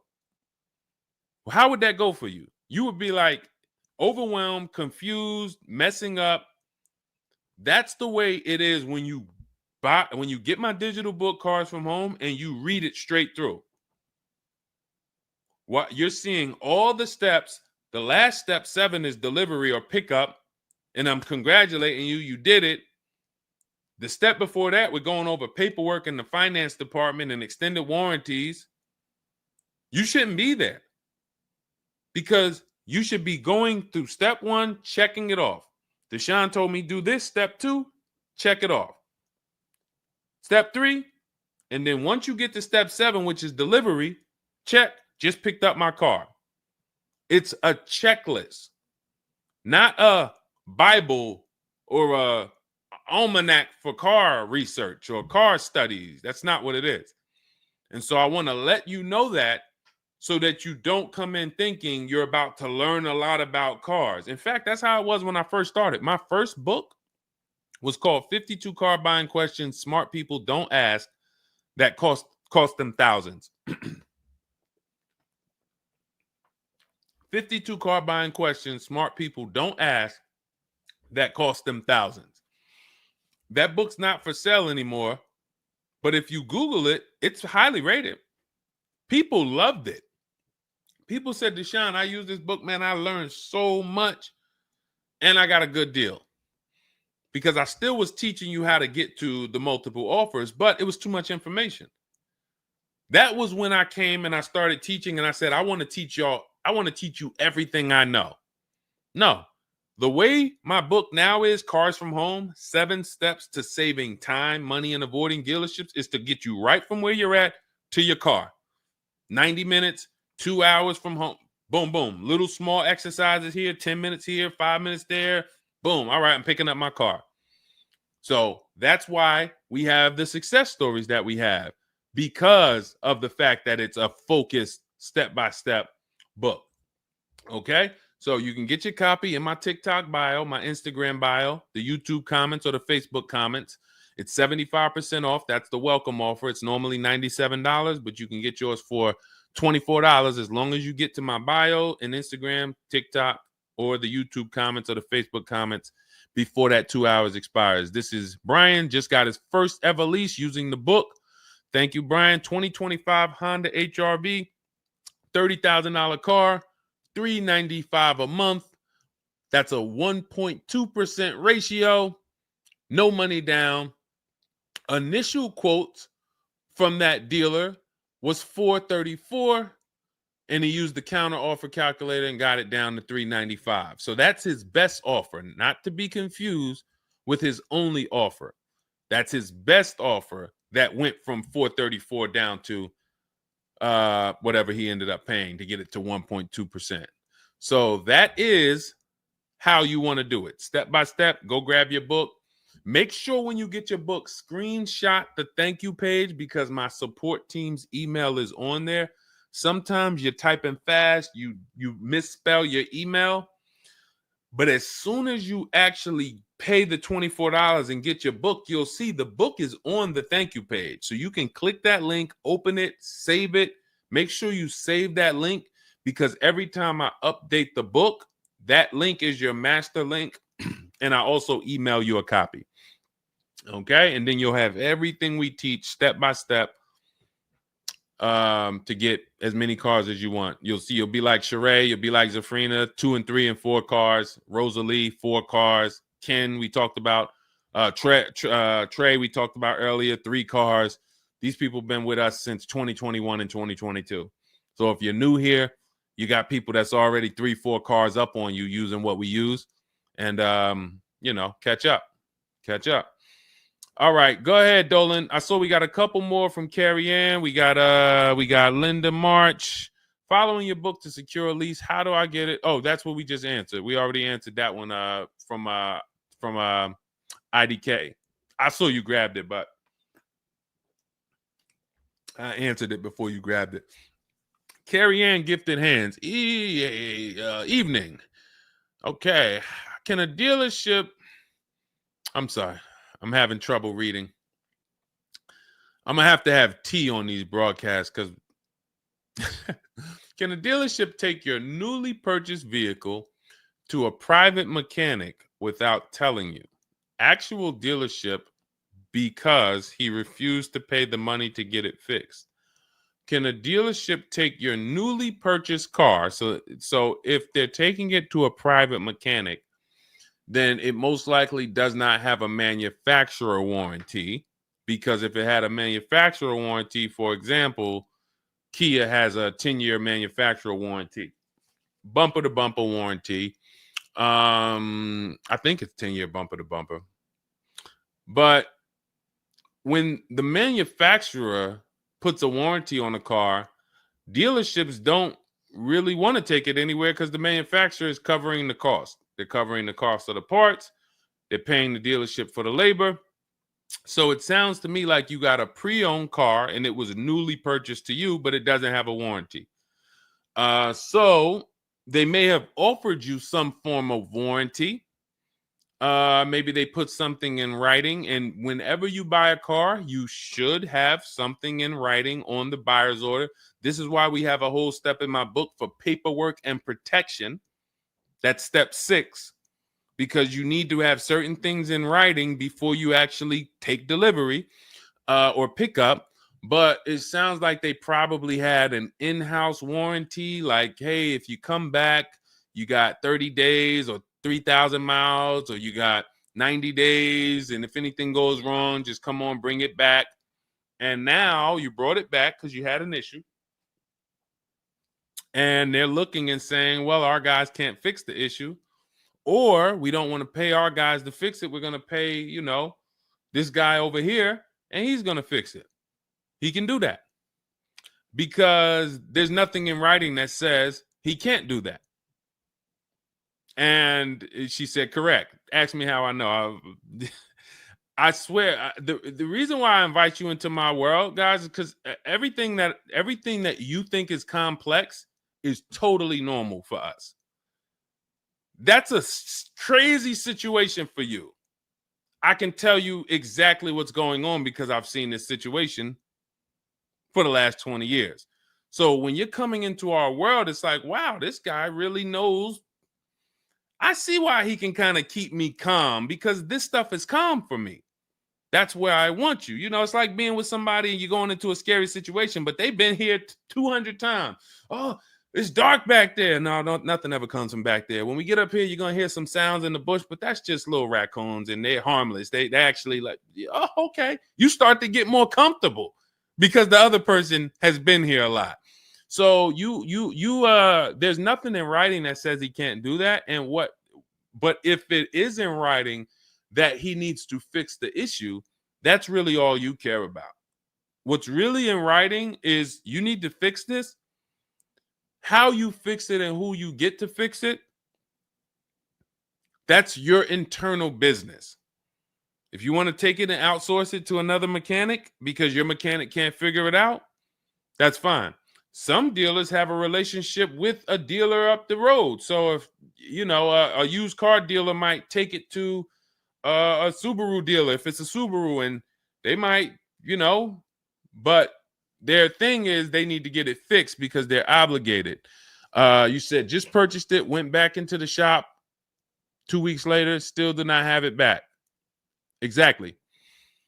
So they're going to try to do everything possible to get it fixed. And that may include taking it to someone who they think can fix it. Now, I assume, are your payments due? Did you start a loan? Because this is different if you have a loan and you have my car and I have a payment due in 2 weeks or 3 weeks or 1 week. And if my payment is due, then I'm going to actually wait probably 1 month. And if I don't have anything in writing of when I'm getting this car back, then I'm going to make a police report. And because now I'm getting ready to either unravel this deal. You got to give me a car. I need to, and watch this. Why the police report? It's to document what's happening. First of all, people don't like to see police pull up to their, it's leased. It's a brand new car.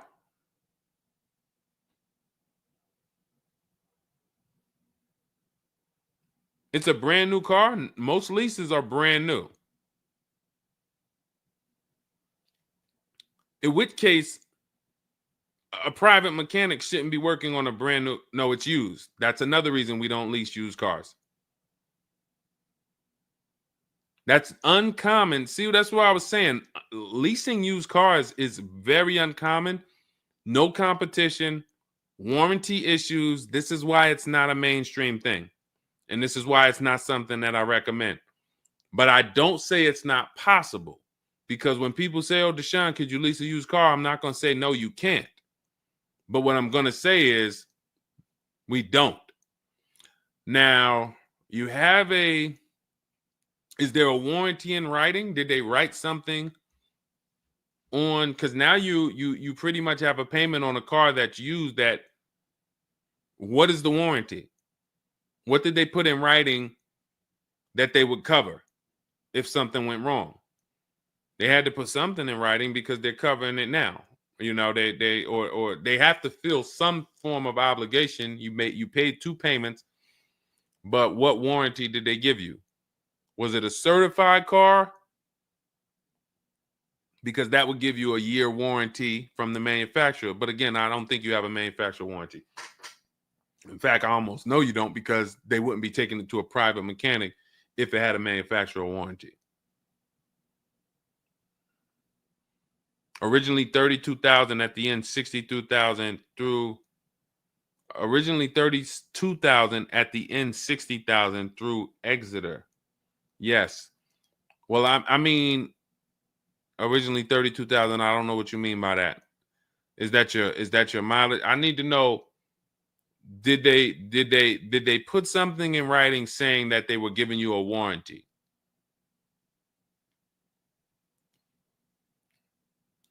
We'll try to work through this,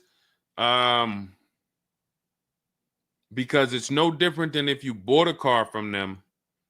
There's a bank involved, but it's a used car. It's no warranty, and they're pretty much holding on to it and trying to fix it. And if they can't fix it, we need to know, are they obligated to fix it or not? If there's nothing in writing saying, hey, you have this time where you can bring it back and we'll fix it, then that's gonna be that's gonna be hell for you. So we really don't want that. So, but I can't tell you how to approach this without knowing what is in writing. And again, when you get my book, not you, I'm just gonna try to help you through, but I'm talking to you. That's why we have step 6 is paperwork. Because when you're sitting there looking at a bunch of paperwork and they're telling you to sign it, okay, sign this now. All right, this is your motor vehicle stuff. This is your okay, do you want this? What is important and what's not? What is important and what's not important? Out of all of this stuff, there may be 1-2 words on here that I need to know. I need to look at that buyer's order, and I need every used car, every single used car. I need to know what the warranty is when I drive off. Is it as is? That means when I drive off, it's on you. If the axle falls out on the highway 5 miles from here, you just signed an as-is deal. Buyer beware, it's on you. Is it 30 days, 1,000 miles? Who's going to do the work? Is it from the manufacturer? Is it from this dealership? Where can I go and use this at? You got to come back here. Do I have to go? Is this a nationwide warranty? I need to know what is covered on this paperwork so that I don't end up in a situation that we're trying to get out of right now. The warranty is through portfolio protection.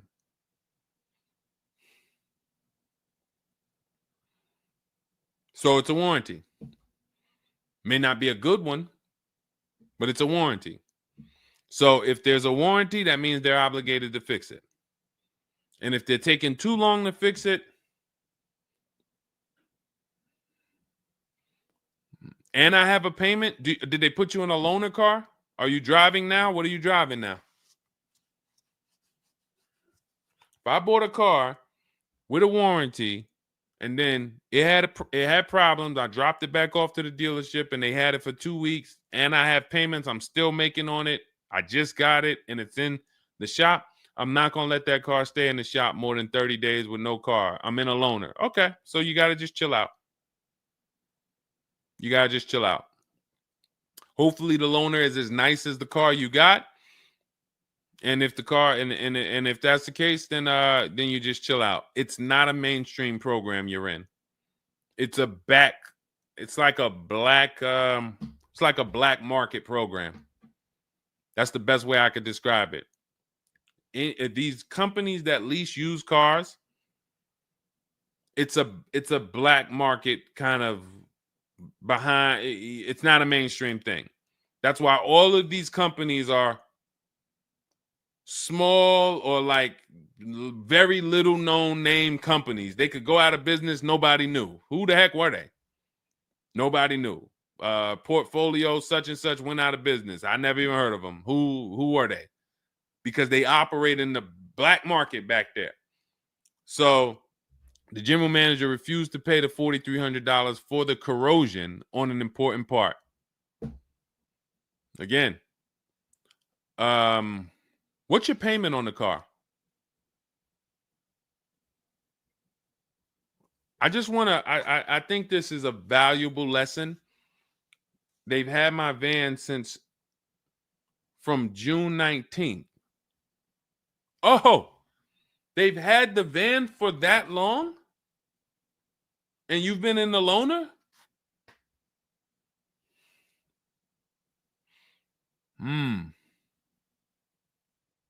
Holy crap. All right, what do I do from you? What's your payment on the car?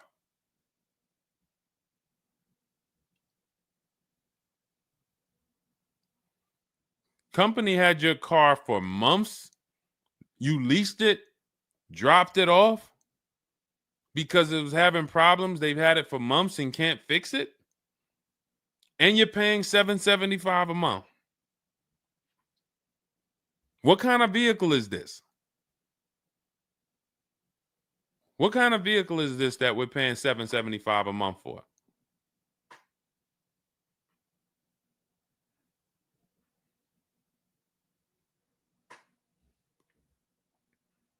I just want to give you some time to type. I mean, I like to try to give you, I like to try to give you a like, what would I do in this situation? And then you have to realize that you can never put yourself in this situation again. Pacifica, a Chrysler Pacifica. It's just getting worse and worse. $775. Do you know what you could be driving for $775? See, the used car leases. Why the used car leases? They don't even make financial. It's not even like a huge financial win. If you'd have told me I'm driving a Chrysler Pacifica and it's $300 a month, $250 a month, then I'd said, okay, well, maybe they're giving you a stupid deal. But I could show you 5 cars for $775 a month that are $80,000 and $90,000 cars, brand new cars. I'm sorry, for $775 a month, I can show you $775, $60,000 cars, $55,000 to $65,000 cars, no money down. I also traded in a Buick and they gave me $2,000 for that. Listen, dear. All right. They want to keep you in the car. God, how can you get out of this car? Oh man. And just so you know, some situations you can't get out of. So it's not like there's always a way out. There are some situations. That's why the reason why I want you to have my book, 7 Steps, Cars from Home, 5-star rated, Google it. The reason why is because you're not going to, once you sign that paperwork, it's not as easy as you've been taught to just get out of it. If it's a bad deal, if it's an overpayment, you go switch your car, it doesn't mean you got out of that deal. You just got out of that car. You rolled over the negative equity to this deal. Car deals are like, once you sign them, the damage is done.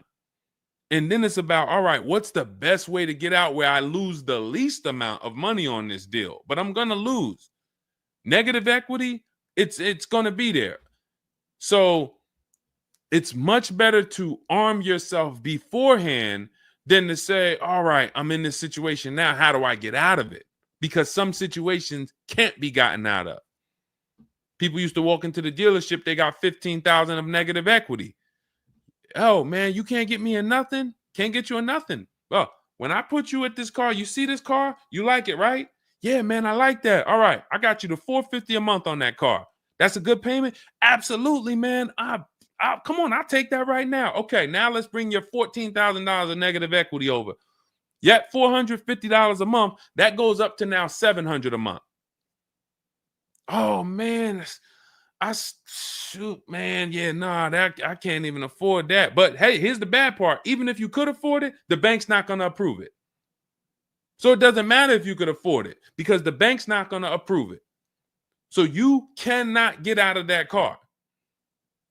So that's why you arm yourself now. That's why I'm telling you, before you need a car, before you go sign the paperwork, make sure that you are armed with the right information. So now, if in this particular case, and you have a cosigner, you put a cosigner on here, told us to wait 6 months, and then we can switch owner names and info. Every time I think this can't get worse, you make another comment, and it just gets worse and worse. They called me in yesterday to pick it up, and the same problems were present.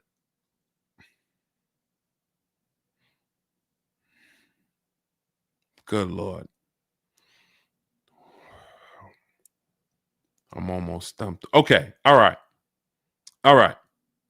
You need to find out how many miles are on this car? How many miles are on this car? This is not a good situation. So that's why it's harder. And what I'm about to tell you, it might not even work. You may just be stuck in it. I'm trying to see if we can slice it any way possible to give you some form of solution. But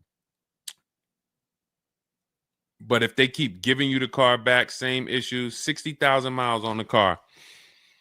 Okay, so what I would do is you call and get the payoff. It's gonna be low. I mean, it's gonna be high.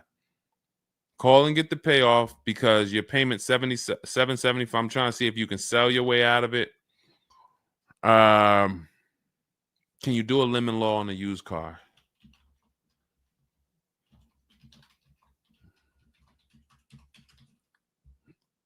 Let's see. Yes, some states have lemon laws that cover used cars, but the specifics vary by state. What state are you in? If they can't fix the same issue, but it's an aftermarket warranty.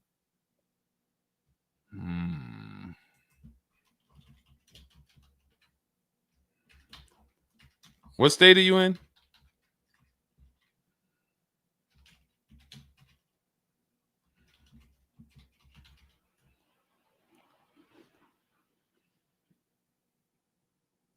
Maryland.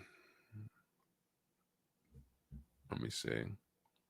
On a used car, Maryland.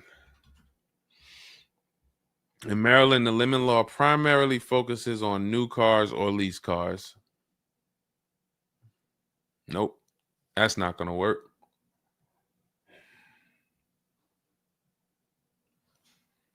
Jeez. I'm gonna be real with you. You could shoot me an email. I don't know if you can get out of this.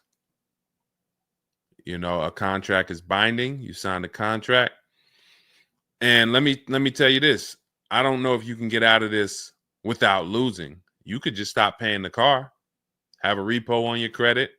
A lot of people will do that. I'm going to drop this car off, take your car back, voluntary repo, credits tore up. Not a good solution. It's going to cripple you from moving forward with cars. It's going to make it hard for you to get your next car. And then when you get a car, it's going to make that deal is going to be bad. Geez, how long is the lease? So this is just for those of you who are just joining us. We have this young lady got she leased a used car. Don't do this. And again, I'd like you to email me. Maybe I'll think of something that will come up as a solution. But you know, I trust you're gonna learn from this. It sucks. It's a horrible situation, and it's evidence of how bad certain bad structures can be. Because and again, I know some of you who've joined me for a long time, you may be used to, well, Deshone has a solution for everything. Not everything. There's times where you are too buried, and the only thing that will heal the wounds is time. That's the only thing. The deal is done. You have to pay down the deal. And then in a year, 2 years, you might be able you might be able to make a move, but you have to suck it up, bite the bullet, and we might be able to lean on them to get the car fixed. 78 payments. How? You said you leased it. This is a loan then. This isn't a lease then. 78 payments. You're in an 80-month loan on a Chrysler Pacifica paying $775 a month. It's not a lease, that's a loan, and it's 8 years that it's 7 years. 7-year loan.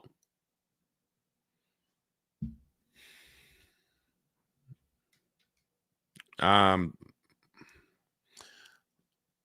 mean, this is why I do what I do.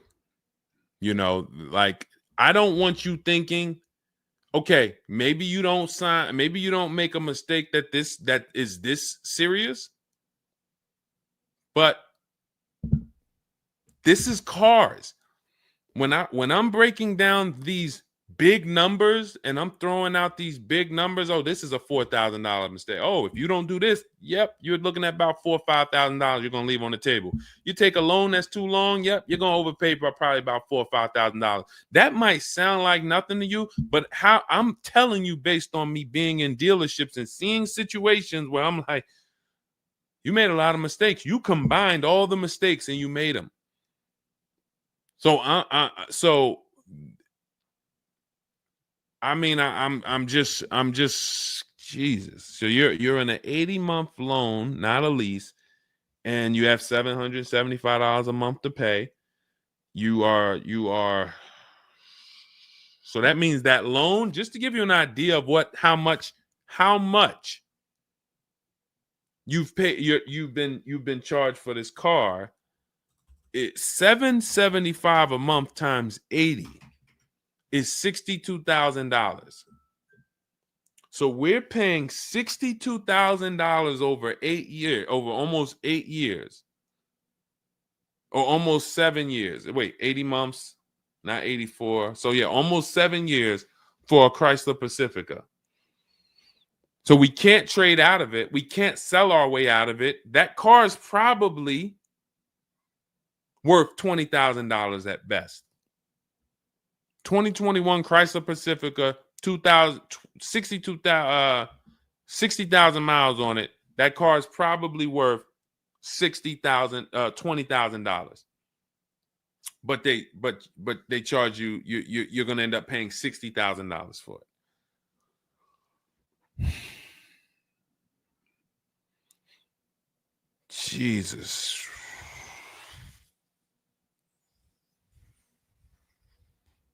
Most people will let the car go. Most people will let the car go. I don't. If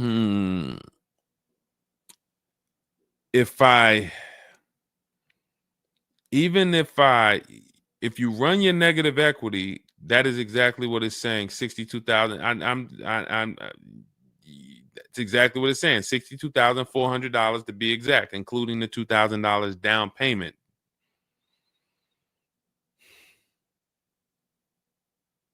What's the name of this company that you did business with? My friend will not let that fly.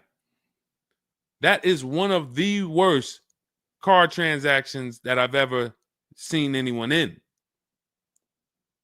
And your friend is on the deal with you as a co-signer. This is level 10 out of 10 bad.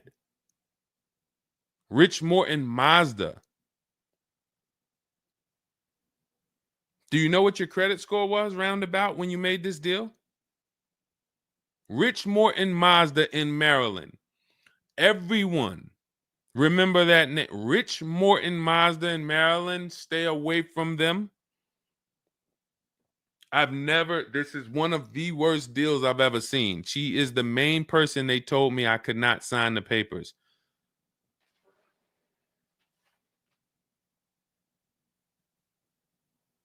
Oh. We wouldn't be friends anymore. Now, here's the truth. Nobody pulled the wool over anybody's eyes. We looked at these numbers. She didn't say to you, wait, these numbers look crazy. I'm not signing them. You're not getting this car. Both of you went in there and signed these deals. So let's I'm not even going to say she's the friend, but nobody's going to say, well, y'all tied me up and held a gun to my head and made me sign those numbers, and y'all didn't even read those numbers to me. So, but, jeez,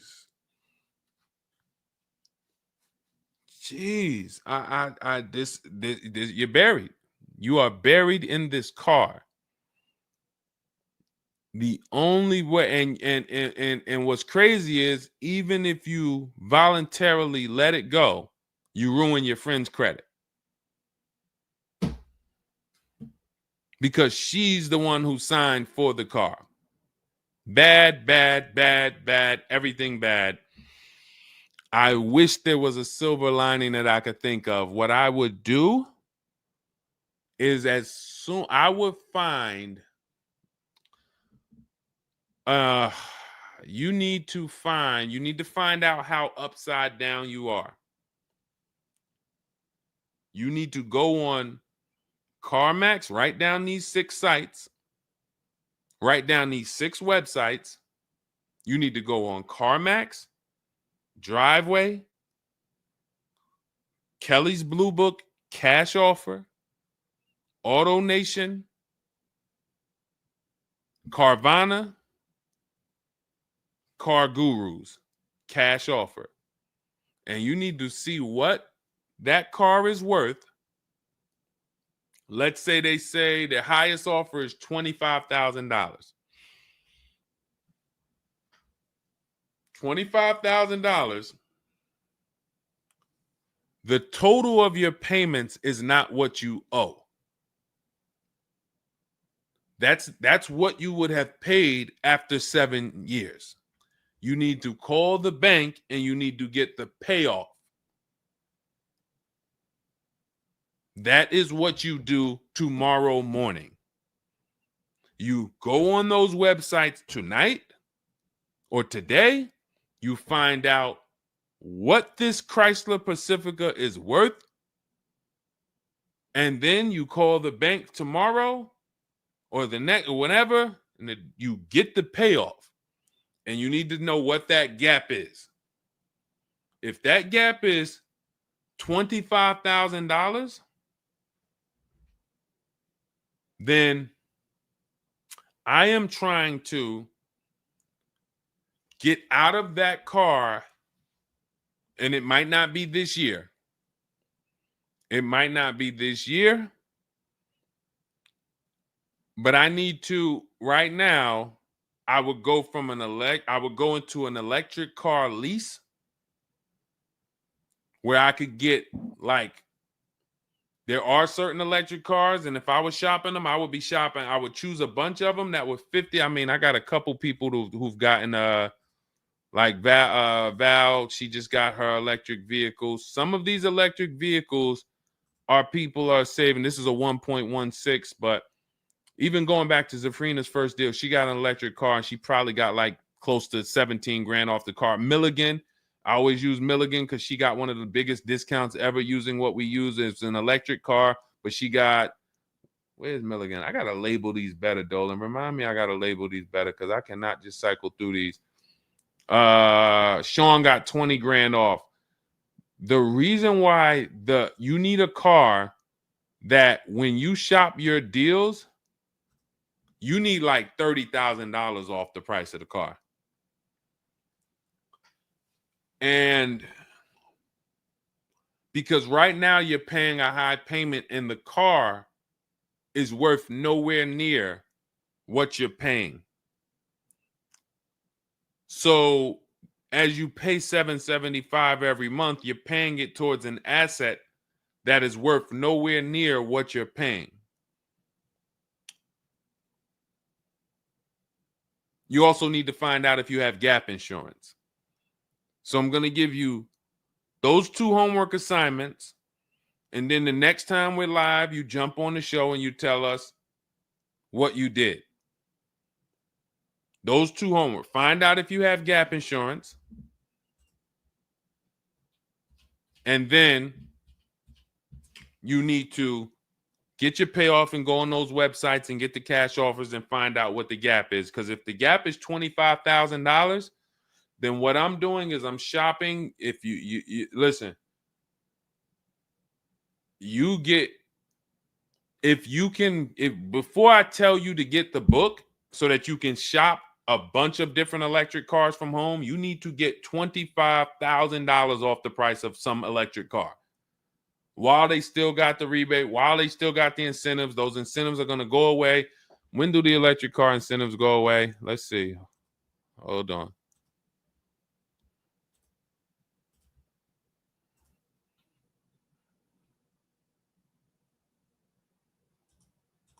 Hold on.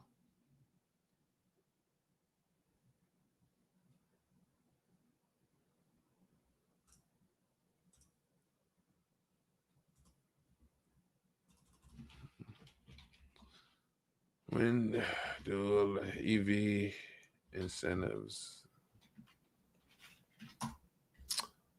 I'm going to tell you, you're probably going to see, we're not talking about tax credits.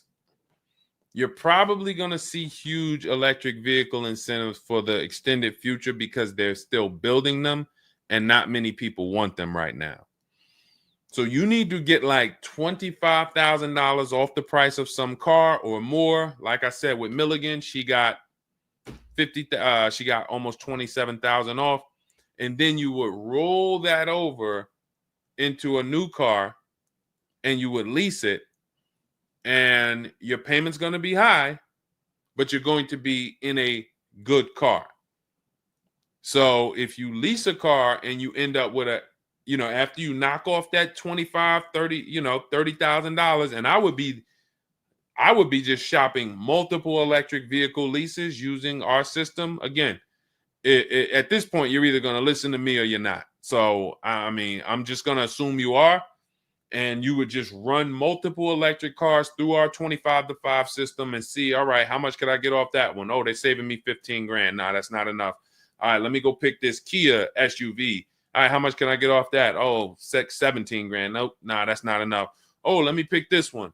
Oh, they're giving me 22 off. All right, that's better. Let me see if I switch this car over to that, how much they would give me. And you're trying to get out of that car, but you cannot bring all of that negative equity over unless you already knock down this new car by $20,000 or $25,000 because the bank is not going to approve it.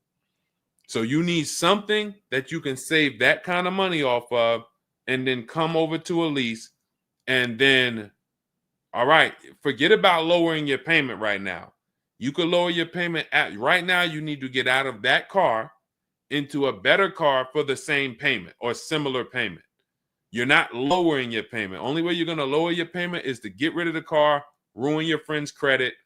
But once you do that exercise, let me know where the gap is. Next time you see me live, jump on. Hey, Deshone, I did it. The gap is like $22,000, or the gap is $30,000. If the gap's 30, then we got to see what we do there. But the long-term plan is I need to get out of this and I need to get into an electric vehicle that I can lease for 3 years so that I can bury all that negative equity into this car. And what it's going to be is it'll be like, all right, I'll knock 25 grand off the price.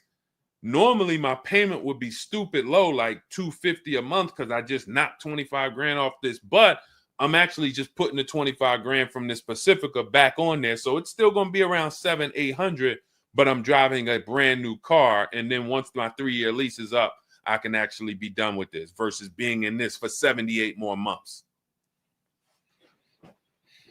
All right. So next time I'm live, jump on and, tell me you did the homework and we can see if we can actually, try to get you to some form or fashion of some type of end. Yeah, I'm not a fan of the electric car. Can't help you. Can't help you.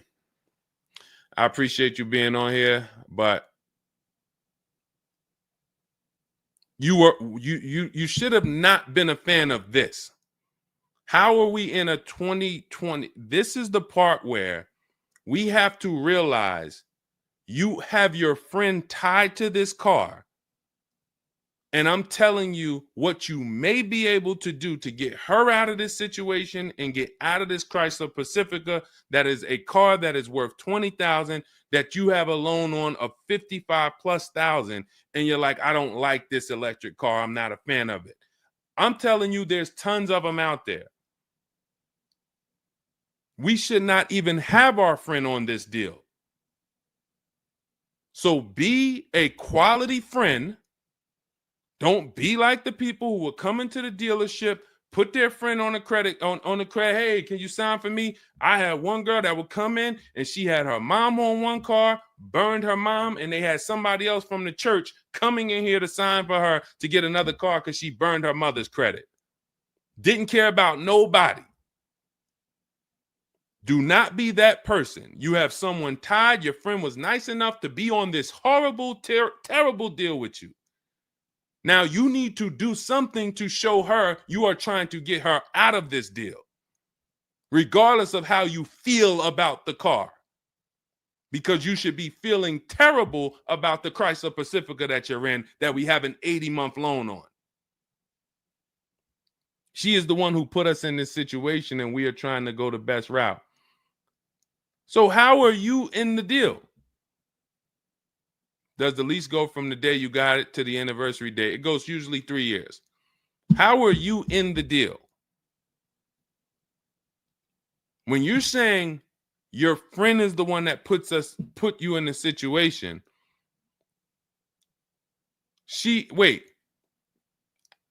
in one breath you're saying, believe it or not, she's the one who encouraged me to get it.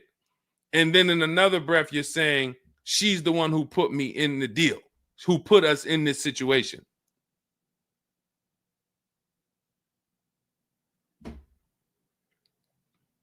I don't care who put you in the situation. It's a horrible situation. So if you want, that is the only solution, and it may not even work. So let me just be clear. Lots of people on the show that seem to be very interested in your story. This is a very interesting story. There's not many times I had to jump on this show and hear something where I'm like, you're probably not going to end up with another car. You're probably going to be stuck in that car for at least 3 years, paying down the balance because you owe too much on it. And maybe you can lean on them to fix it, but there's no lemon law, so it's not like you can actually put it through a lemon law. So you might just be giving it back to them to fix, giving it back to them to fix. But you're in the loaner and your friend's on the paperwork. So that tells me the car was for you. It wasn't for your friend. So your friend signed for the car knowingly, may have encouraged you to get the car. Yeah, girl, I'll do it. Listen, I want to see you win. Look, maybe didn't know what she was signing, didn't understand. All right, you're $775 a month. Can you afford that? Okay, yeah, I could afford that. Okay, perfect. All right, I'm going to sign for it. Didn't realize maybe it was for 7 years. and didn't realize that, oh, shoot, you're going to be paying 60 grand for this car, and didn't know, oh, this car is going to be in the shop, but it's your car because you're the one in the loaner. It's not her car. She's not in a loaner. So there's only one potential solution where you could even think about getting out of this car, because no one can get you out of a car that you're $30,000 buried in. There's no bank. You could have a 900 credit score, never missed a payment in your life. No bank is going to approve taking $30,000 from this Chrysler and putting it onto whatever new car you decide you want. You need to get a huge discount off of some car. There's no car that's going to give you 30,000 off or 25,000 off except an electric vehicle. So if I'm telling you something that may not even work, but it's your only route, that's all you got. You want to come up with something else, repo the car, ruin your friend's credit, I got nothing to do with that. My only job is to try to provide and advise a solution to when people tell me, this is my situation, this is my goal. Normally people have 2 or 3 options. You have half an option. Like, you ever play spades? 1 and a possible, 3 and a possible. You have none and a possible. The possible might not walk. But I'm telling you, do this exercise, and then we can see if that possible will walk. If it doesn't, you got no books. You stay in the car, and that's your only option. It's a bad situation. One of the worst I've ever seen. And I'm not saying that to beat you up. I'm saying that so you realize the severity of the transaction. So if I have to bite this bullet and I got to pay this car for the next 2 years, 3 years, it's because I'm in a bad situation. And then when I pay down this car, maybe I can make a different move in 2 years. And then I'll be much wiser before I make my moves, so that I never end up in this situation again. Okay? So for everybody who joined, this was great. Again, my goal is to keep you from ever making mistakes. Every mistake you make on a car transaction costs you thousands of dollars. There is no the least expensive mistake you could make is getting gap insurance when you didn't need it. Getting gap insurance when you didn't need it, you just paid probably $400 or $500. You didn't need it. All right, you lost $400 or $500. That's the least expensive mistake you can make on a car. Everything else is thousands of dollars, $2,000 mistakes, $5,000 mistakes, and more. So you can avoid every mistake by having a step-by-step checklist. If it's in Deshone's book, I do it. If it's not in his digital book, I don't do it. So there's no way I'm going to make a mistake. That's okay, TJ girl. We'll be back tomorrow. If I'm giving you a checklist, check, do this, check, check. You're doing everything I say do. There's no room for a mistake.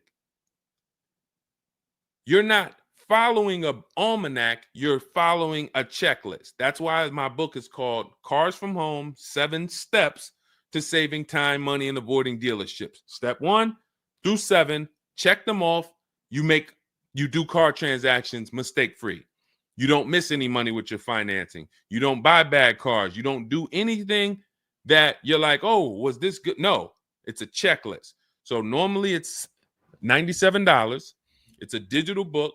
So you can have it in your inbox in about 5 minutes, and you'll get it for 75% off as part of our welcome offer in my TikTok bio, Instagram bio, Facebook comments, or the YouTube comments. There's a link there. Just get there before that 2-hour countdown expires. Once it expires, it goes back up to $97, which is still worth every penny. You spend $700 on a home inspection. Why do you spend $700 on a home inspection when you might not even buy the home? Inspector might come back and say to you, you know what? Hey, listen, I got the report for you. Just so you know, that roof needs replacing. Those boards, the electrical system in the back, there's a lot of stuff that's not up to code. And then in the basement, you got some water coming in through the foundation there. Listen, house needs a lot of work.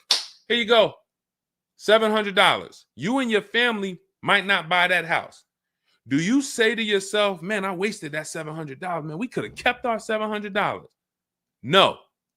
You say to yourself, man, I'm glad we got that home inspection, man. We would have been in trouble. So this is how we approach cars. This is how people who I show you throughout the stream approach cars when they're working with cars from home. They're like, I want to make sure that if I can spend $24 and get Deshone's book, and that is my form of a home inspection, that's me guaranteeing I don't make a bad move, then I'm going to go spend that. And if I miss the $24 price and it's $97, then I'm going to go spend that to make sure I don't go out here and make a $5,000 bad decision. That's what we hold ourselves to. Thank you, Stephen Nash. Good to see you. So go grab your copy before the countdown expires. Get it for $24 instead of $97. It's in my TikTok bio, Instagram bio, YouTube comments, or the Facebook comments. And then use that step-by-step. New cars. Everything is in there for you to shop empowered, mistake-free, for you to be the prize. You deserve to be the prize. There is nothing else that you would spend $10,000 or $50,000 on, or some of you are going to get a $100,000 car. There's nothing else that you would go in spending that money on, and you wouldn't feel like you're the prize. You wouldn't go into the mall to spend $40,000 and say, y'all better get the velvet ropes. If you went into the mall to make a $40,000 decision, you'd be, hey, close this store down. I'm about to spend $40,000. You'd be bringing champagne out. All right, close the velvet ropes. Where's the velvet ropes? Everybody stay outside. This person's about to spend $40,000. But a $40,000 car, you go in and you'll take the mistreatment. You'll leave buyer's remorse. Not anymore. When you make the decision to get your book, follow these steps, you are mistake-free. You'll save all the money. And then when you drive off in your car, you feel like you're the prize. This dealer won my business. That credit union, that bank won my loan. This deal, buyer, Carvana, CarMax, Driveway, they got to buy my old car because they put the best bid up. Everybody won a bid. And that's how I know I won, because everybody competed for my business. I didn't beg none of you for anything. That's how we do. So go get your book.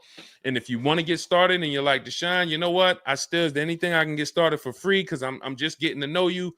I don't really know you yet. Now I want to see, then go grab my free cheat sheets.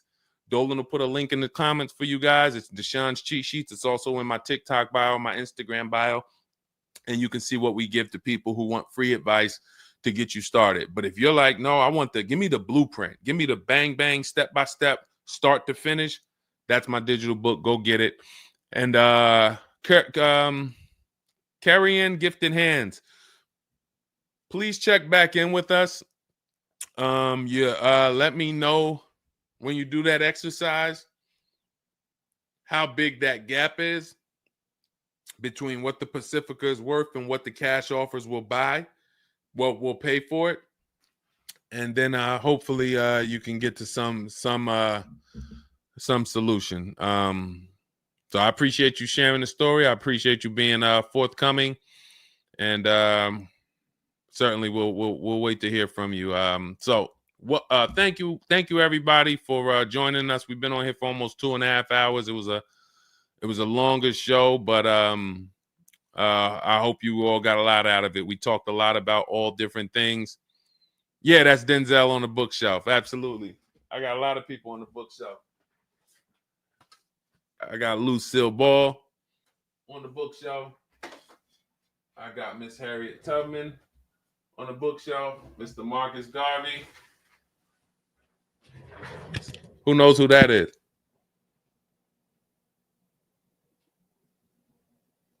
That's the great one.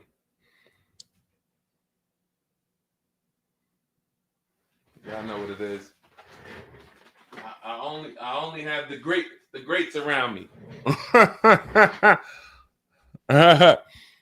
Alexis Chu, you don't know who that was? Who could tell Alexis who that last person was? Man, you better get up on the honeymooners. Yep, that was, yes, TJ girl. Yep, Jackie Gleason. Yep, that is right. The great one. So yeah. So yes, so it was a pleasure. We'll be back. We'll be back for another show.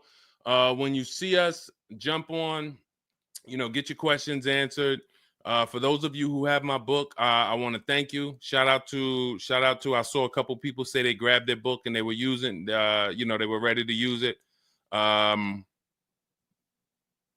I would get the paperwork through email, never received it. I need your help. I bought 2 brand new cars. I was told I would get the paperwork by email, never received it. So call the dealership.